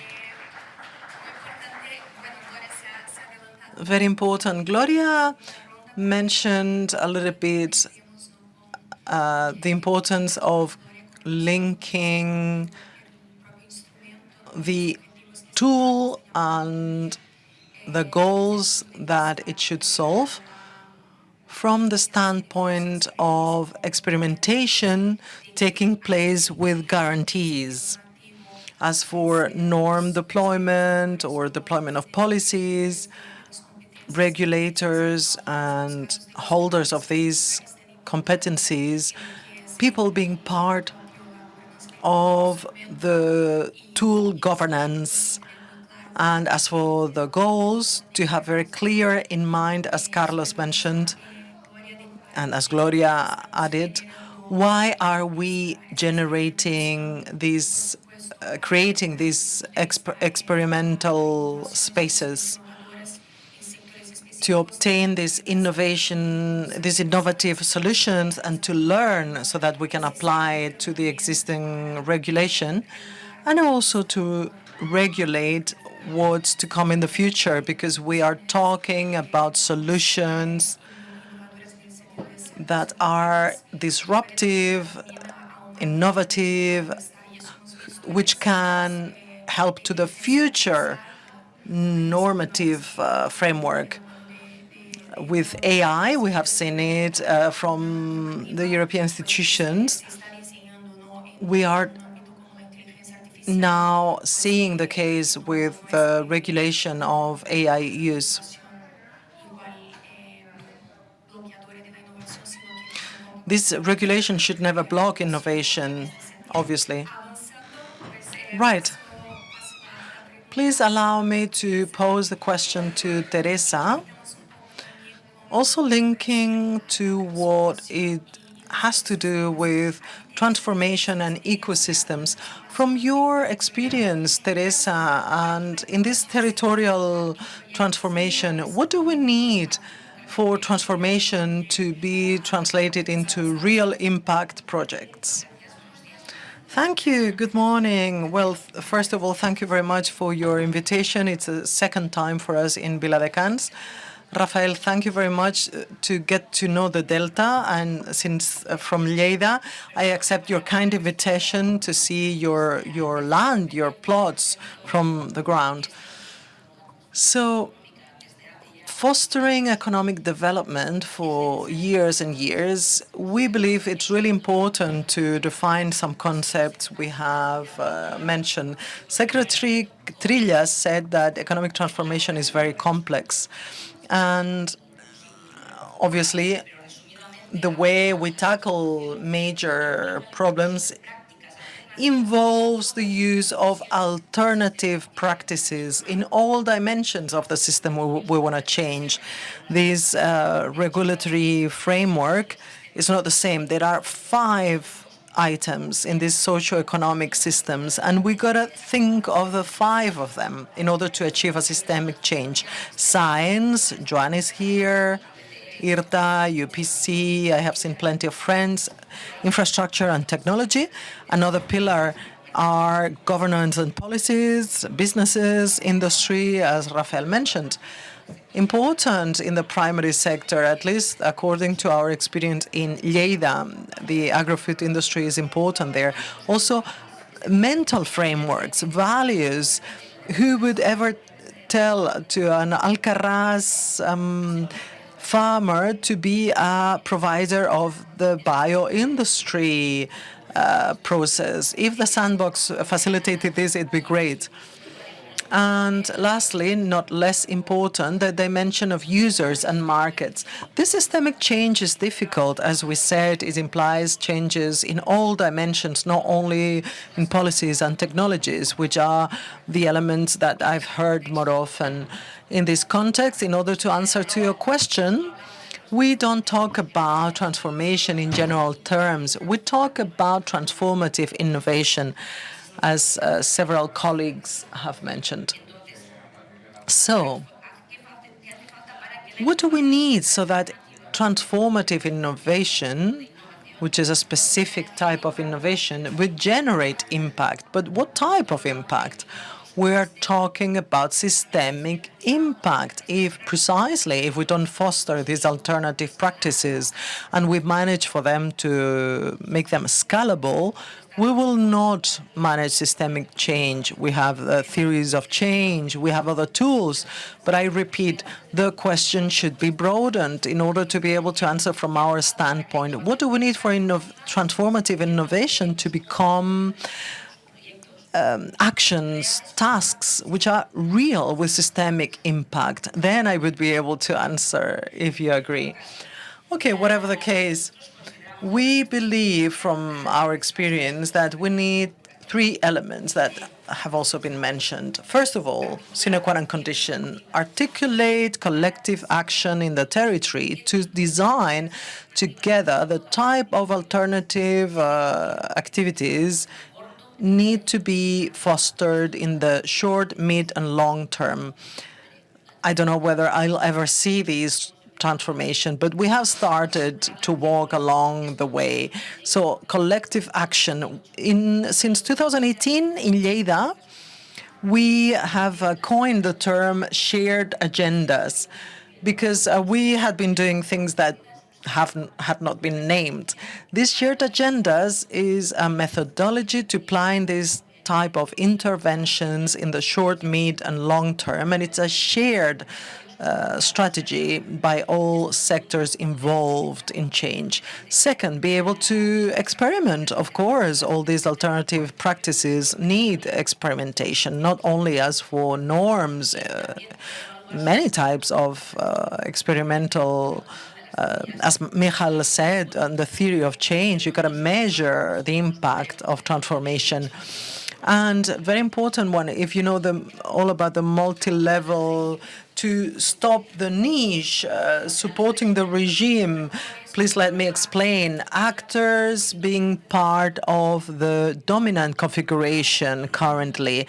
Even if we talk about innovative transformation in our territories, if we don't have support from the regime to expand and adopt and embrace these at the state level, we will not manage to reach systemic change. Thank you very much, Teresa, for your intervention. I believe that in this first round, with Teresa's words right now, we have understood the way this initiative is framed, as Teresa mentioned. And now let's jump onto the second round, okay? Please, I kindly request you to be brief in your answers so that we can respect timing.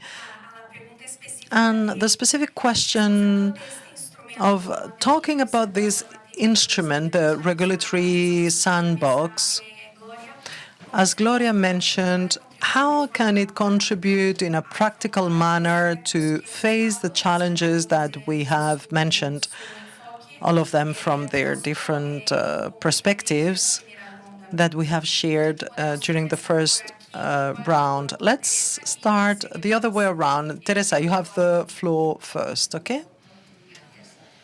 Thank you. I will try to give you specific examples and be brief. The influence area where the sandbox will exert this double function of the vision, the future vision, as Carlos said, I believe the sandbox should help, number one, test the modification, interpretation, and implementation of a sector new regulation to either activate or deactivate some inhibitors of change, to evaluate risks for consumers and markets, and evaluate the replicability of these local solutions at the European level, because most regulation comes from Europe. In order to give you a specific example of what's going on in Lleida, the field to the fork strategy. This twofold function, some transpositions to European regulation or Spanish norms impede some specific practices. For example, Lleida concentrates more than 50% of the farming and agricultural production in Catalonia. We have plenty of farmers, some doing intensive farming, some others don't. The use of biofertilizer, we are now talking about the dependencies with organic origin fertilizers, fostered food security, reduction goals, a myriad of things that I won't detail. But we have some examples that I've been given. 3 European or 142, 11842, 1118/19, impeding the use of manure for bioproduction or biological production, and 7/22 and RC 2006-15 in Spain, it impedes the use of purifying centers or water treatment centers for the agricultural sector. These norms that I've just mentioned, both at the European and Spanish levels, if we were able to adapt it, we could have biofertilizers which would be much more sustainable from the intensive manure, and also to produce organic fertilizers from the sludge coming from industries, for example, a beer manufacturer or a municipal water treatment plant dealing with black or gray waters. It's not the same, right? So for us, this would be the great contribution, both here in Viladecans, but also at the Catalan and European level. I would really like to see that this can contribute to us being in the territory. I would like to see a multinational taking 15 hectares and focusing everything in there. I would like to receive the benefits together with the rest of the people that are currently in the field. I don't know how this will respond to our expectations.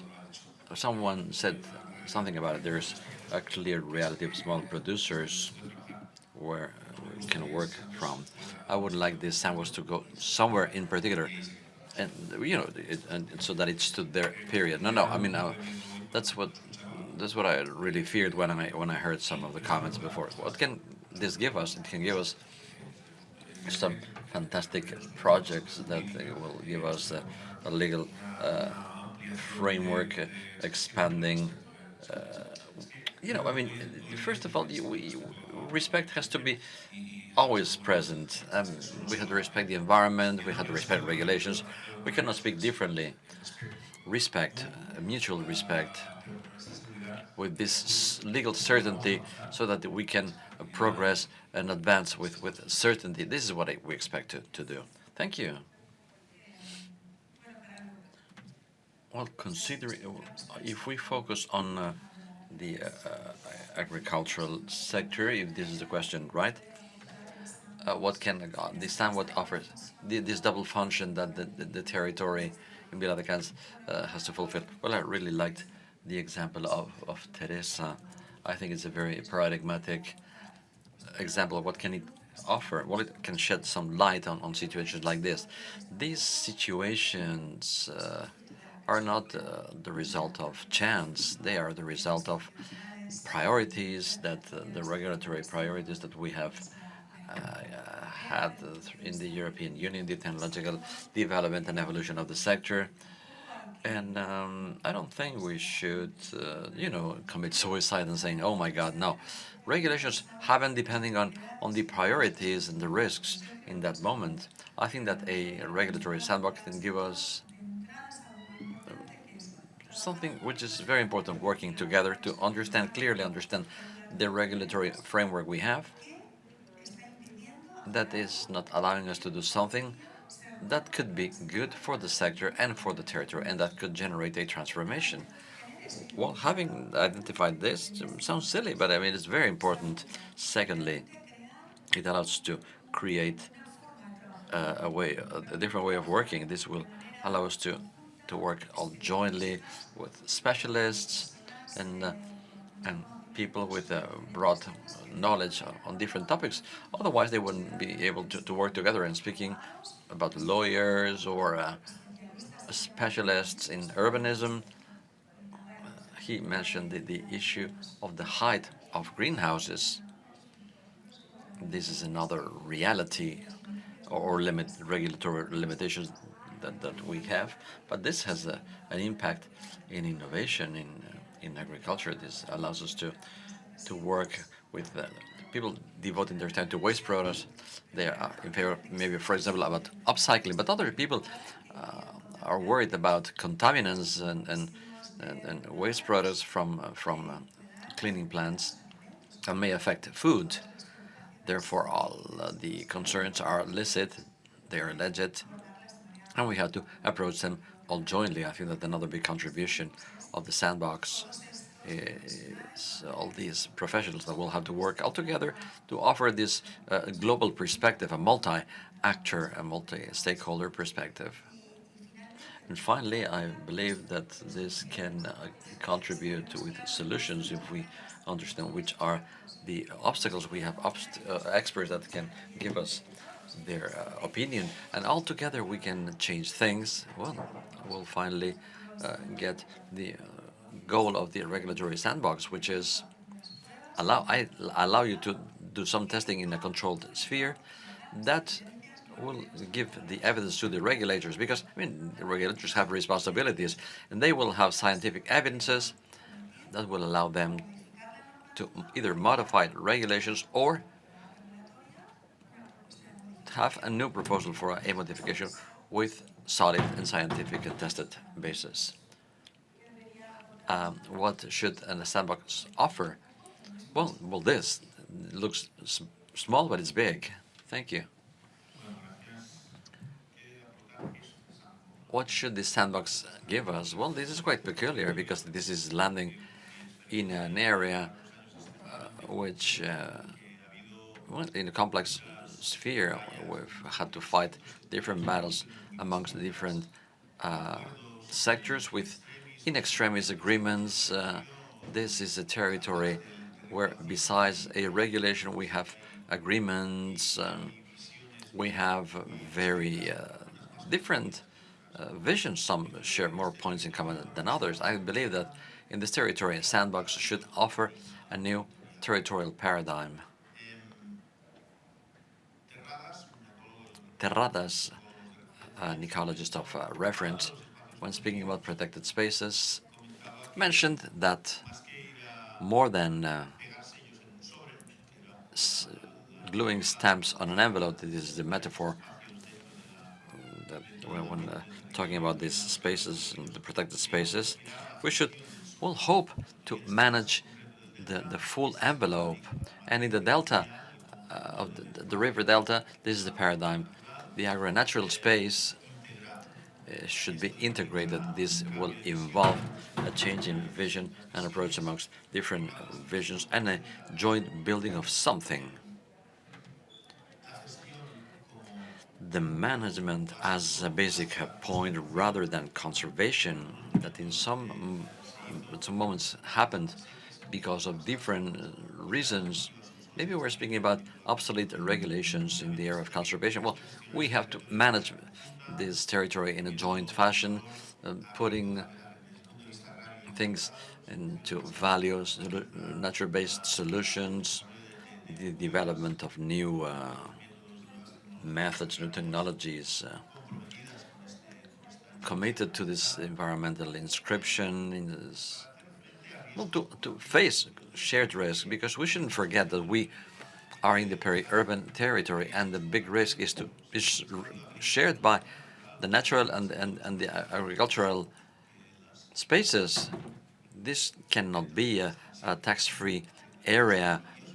This is adding a great deal of added value, not in services, but it's giving a well-being to the population. This is the big challenge, building a new territorial paradigm in the Delta. Well, thank you so much. Teresa, I think you wanted, oh no, she wanted to say something very quickly. I understand what Joan says, but from our humble experience, what you're asking for is not a sandbox, it's a shared agenda. And a shared agenda is the methodology. Then a sandbox is one tool, like the test bed or the green labs. Well, allowing a change in paradigm is too big for a sandbox. This is not the responsibility of a regulator. Concepts are complicated, and sometimes, from our perspective, I know that some people know more than I do. Well, maybe can clarify this. No one is speaking about buildings or the change of habits.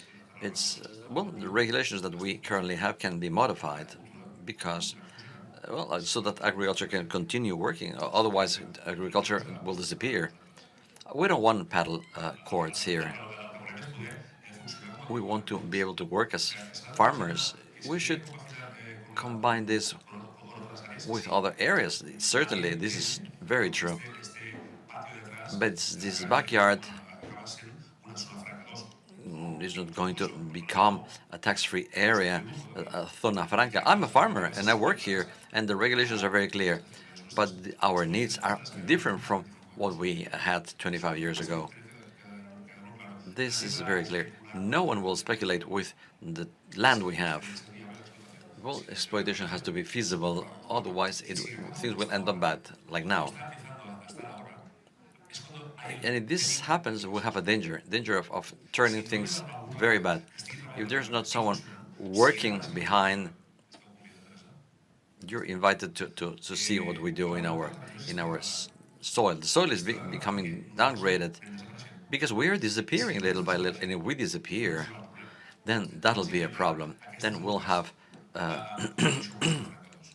big companies to turn our area turn it into a tax-free zona franca, as we call it. It's difficult to implement, but if I need to create a depot to create a snail breeding area, well, I can do that. And I need it. And if we have to prepare a study, I'll do it. And it's feasible, we'll go ahead with it. And if it's compatible with our ecological needs, we can do it. But so that we can have this depot with a snail breeding facility, doesn't mean that we will have paddle courts behind. That's what I wanted to say. A shared agenda, that's what we need. I believe that it's so clear. We'll open up the Q&A session. If you have any questions, if you'd like to say something special. Can you give us your name, please? Hello. Good morning, and thank you for having invited me to be here with you. I'm Mauri Bosch. I'm a farmer, and I represent Young Farmers Union. One of the things that really worries us is what we were just talking about when Mr. Trilla talked to us. We'll realize that we are not going to be talking about theory, but realities. We're speaking about the sandbox, but we need different realities that can be evident, and they should be evident very soon. I was worried when I heard Mr. Mikhail that this is not for small companies, but it's for big companies. No, I think that it was quite the opposite. That's how I understood it. What I wanted to evidence is to take a step back in history. In the 1960s, the European community was created with the automatic implementation of the common agricultural policy. PAT, it's called in Spanish. Europe understood that it had a problem of food sovereignty after World War II. They needed more food. We needed more food. What's happening now? I think that the sandbox is used to regulate, to help the change of regulation, but where are we heading to? Where do we want to head to? If I had a continent called Europe that is changing very, very frequently these rules of the game, it's like saying, now we have to play football, kicking the ball with your feet, but now in the middle of a match, the referee says, well, now take the ball with your hands and we'll play with our hands. No, if you have a regulation, you have to know what the regulation it is for. And when there's a change, we have to also understand what it is for. Do we want the food sovereignty? Do we want something that people talked about when we had a pandemic? That 2 days after the pandemic, people forget about what was happening? Are agreements being reached with other countries, which after they say this will be regulated with some quota, and Morocco exceeded this quota, and the European Union covers its face in shame because they realize that this is true. Well, do you realize that tomatoes have huge prices because in Morocco they had a problem of drought and then floods, and since they are not very democratic and they closed all the exports. What are we saying here? The first thing we have to do in a sandbox, the first, is to understand that administrations reach an agreement and they know what they want to be when they grow up.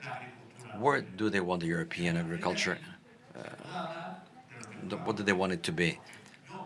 I, as a farmer, what I need is safety. I need to feel safe to invest, and for our period of return. And to get my returns, I have to be profitable. Foreign markets, this means also local markets, regulations that I can have and know what we want to do in the present and the near future, but also in the future. We have to be multidisciplinary. What am I going to plant in my delta fields, fields that will be flooded afterwards? I need safety because I need a period of return for my investments. And as a farmer, I'm a company that I work to produce food for the population. I need total security. And what we need to know is, what do we want to be when we grow up? Do we want to have a food safety, high quality safety, that in case of geostrategic problems we have food? This is what was done in Europe in 1960, not what Europe is doing now, that to save the the automotive industry is creating an environmental regulation that is impossible to fulfill.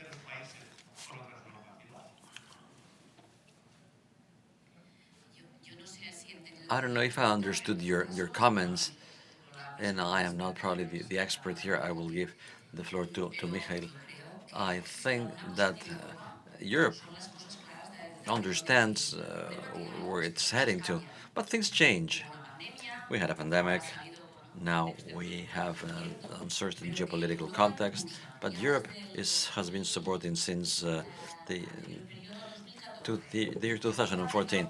It's supporting a sustainable growth model, which is inclusive and integrative in all sectors of economic activity. This is written everywhere, and particularly when we speak about a strategy in the food in the food sector, from the fields to your table. In the elaboration of this strategy, we have colleagues of ours that are working there.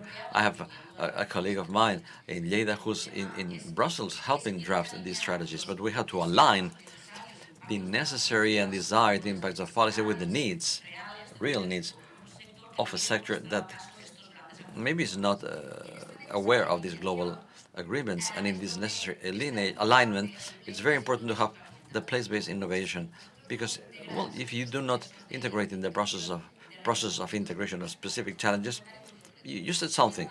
What am I going to plant? Well, in Lleida, farmers in the year 2021 identified that this was a challenge, and they didn't wait for the European Commission to tell them what to plant. They made a study and to determine what was the climate change going to be like.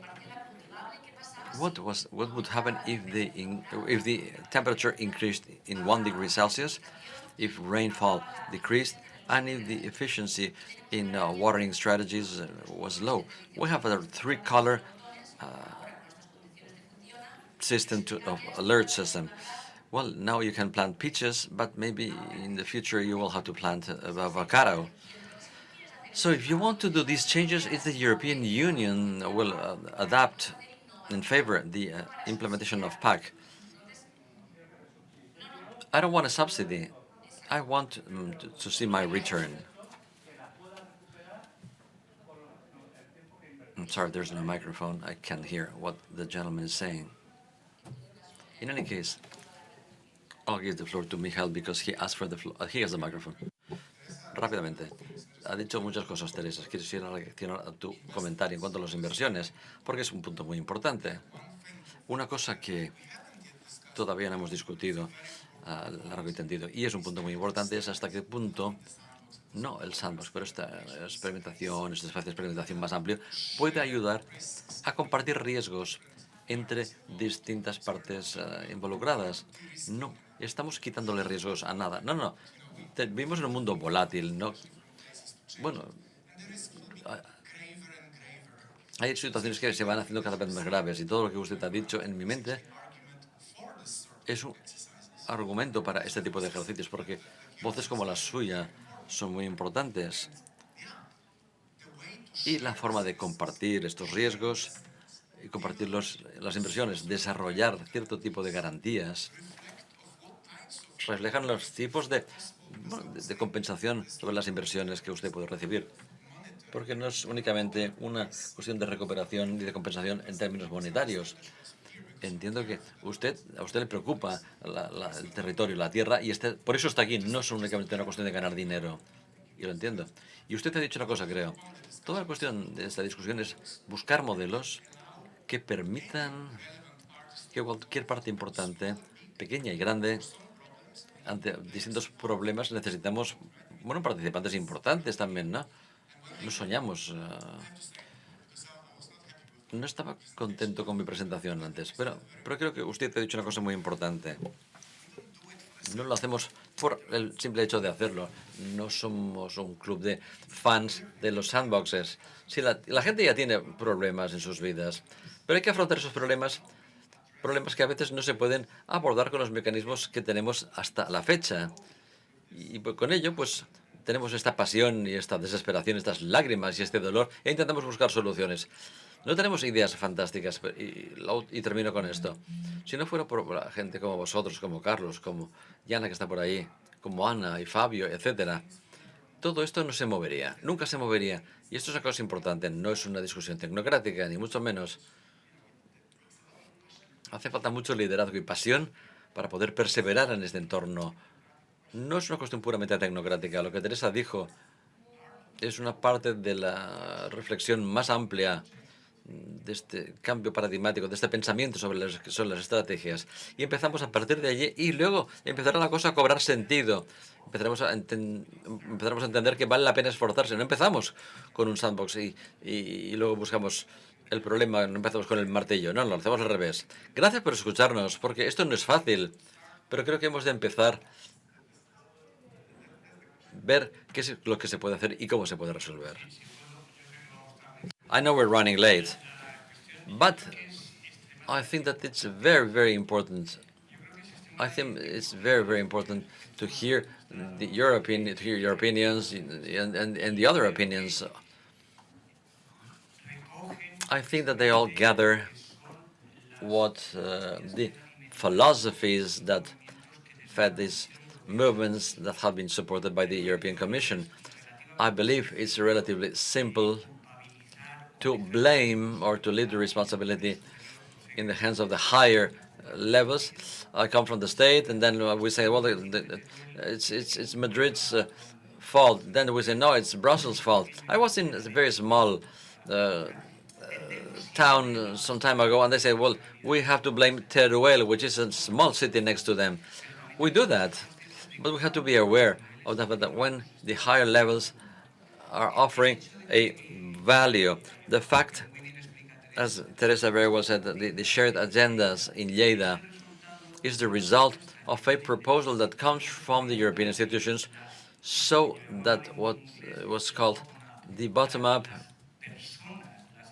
worked.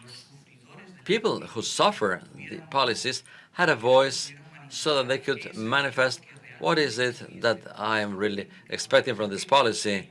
But starting these processes, the participative processes, well, generates a greater complexity, and then you decide from your maximum level of authority about how the policies will be implemented, how their resources will be used. It's more complex than that, I know. It doesn't guarantee the success, but it guarantees the fact that you can listen other voices that you normally don't hear. And it's very interesting to do this type of factors, such as when thinking about why we have the problems we have, what is the responsibility of each one of us, and then become involved. And if we don't have a framework that facilitates it, then we will be losing the opportunity of generating more effective spaces. They may or may not in the future, but we believe that they will be more effective. That's our belief and our hope.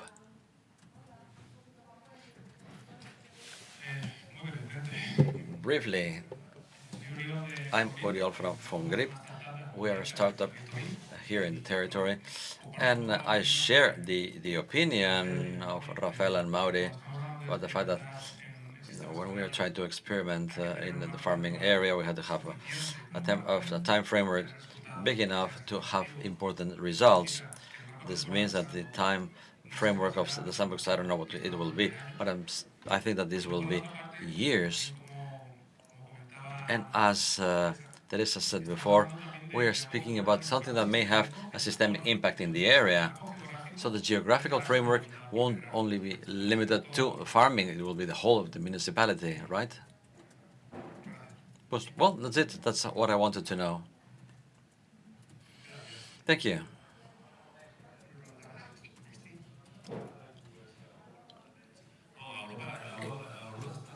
In Europe, everything is very clear. Well, we were with Mr.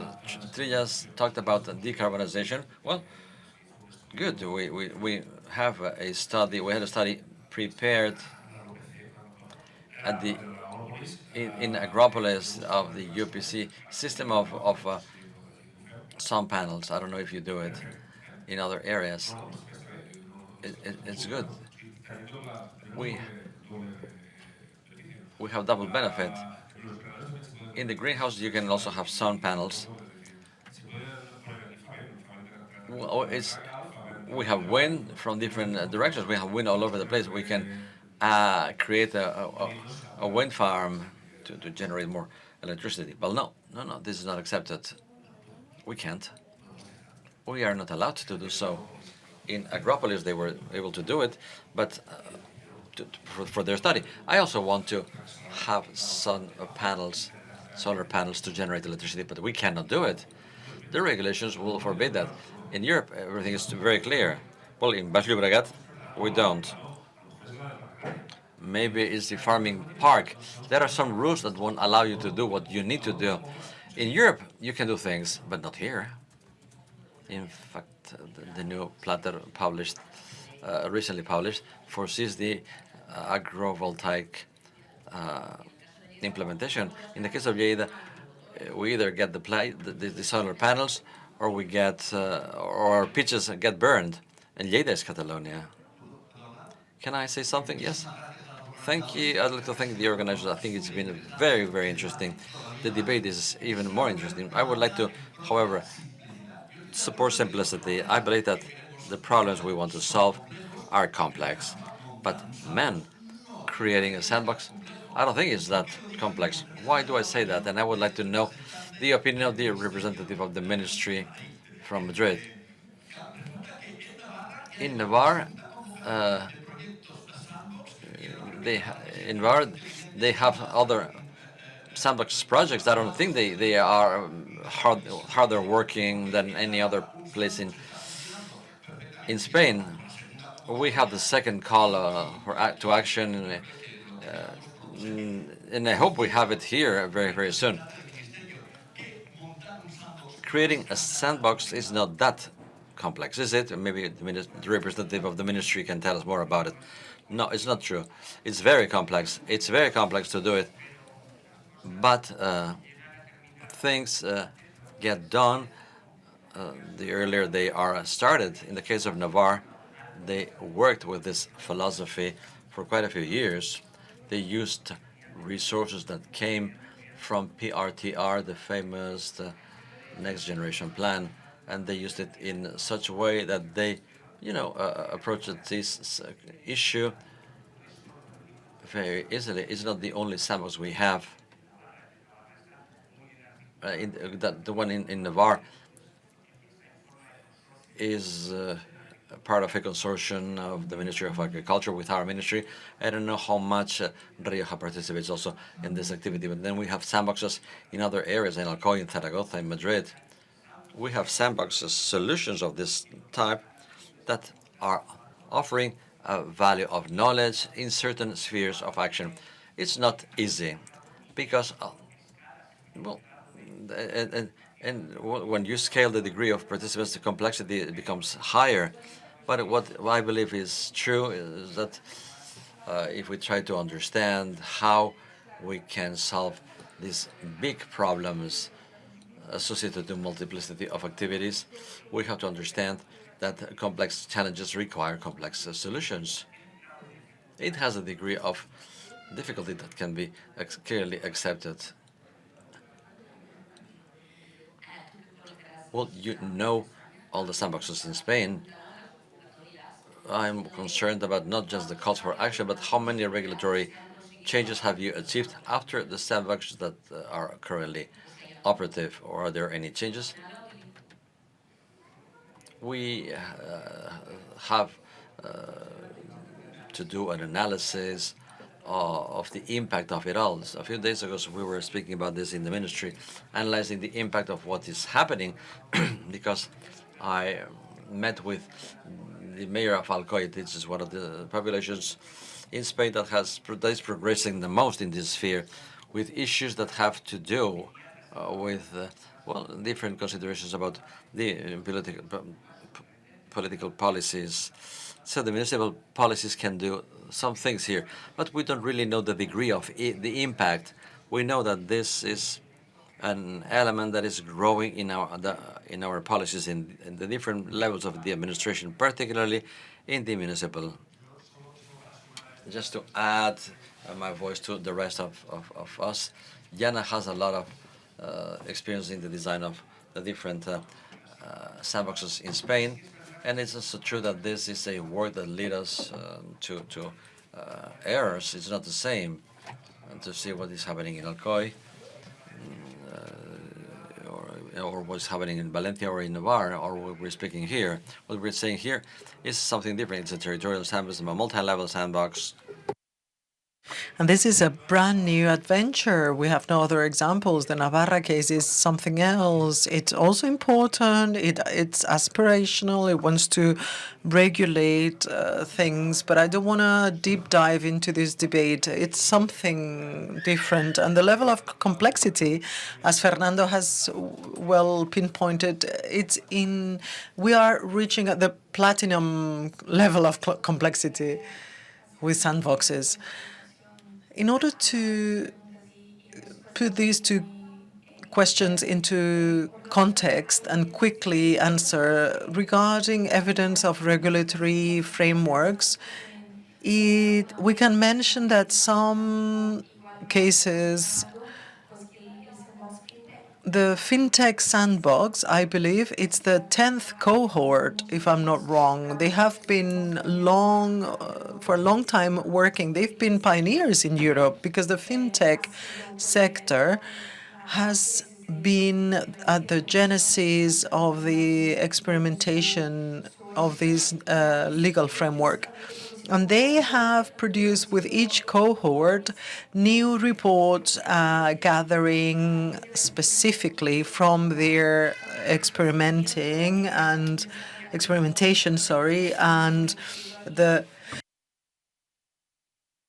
the test protocols, as I mentioned, are explained in these reports, all the norms they suggest, all the learnings, and they have integrated them regarding the lack of regulation and the existing gaps where there was no norm linked to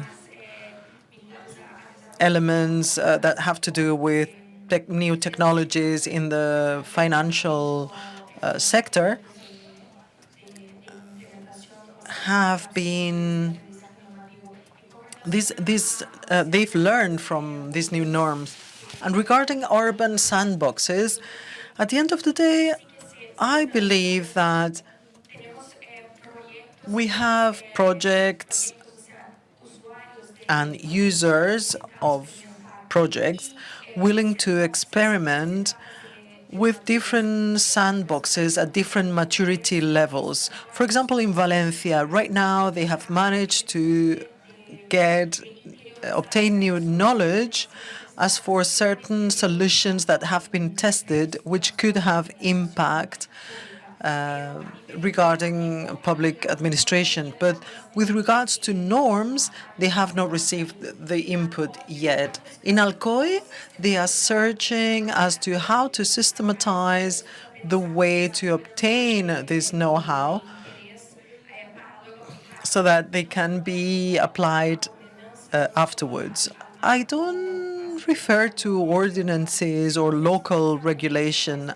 We also need to think about how to write a series of norms in tender documentation, for example. How are you going to learn that know-how in order to write your conditions in public tendering documentation?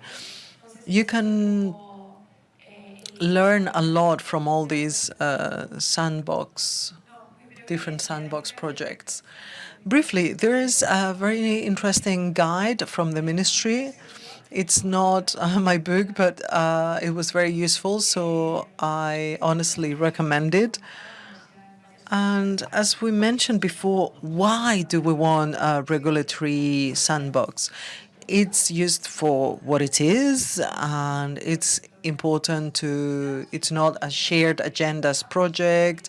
It can add, of course, but a regulatory sandbox has a specific goal, which is to improve the current regulation. You either eliminate obsolete norms or you improve existing ones.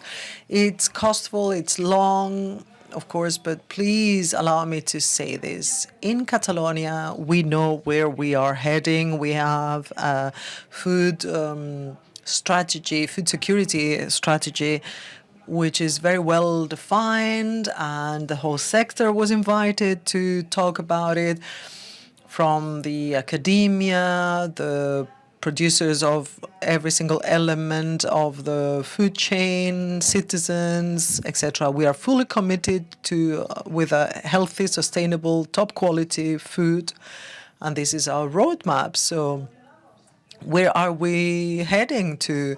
It's clear.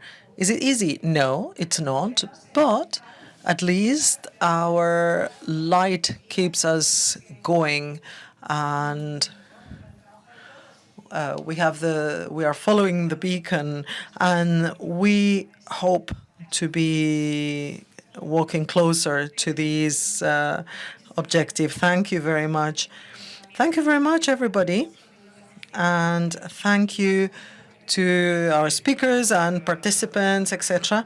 Let's now enjoy a quick coffee break, and without further ado, there is a field visit. If you haven't seen our plots, our soil, please talk to David or myself or anyone else from the coordination team in Viladecans so that you can enjoy the visit tomorrow. Let's enjoy now a coffee break. Thank you.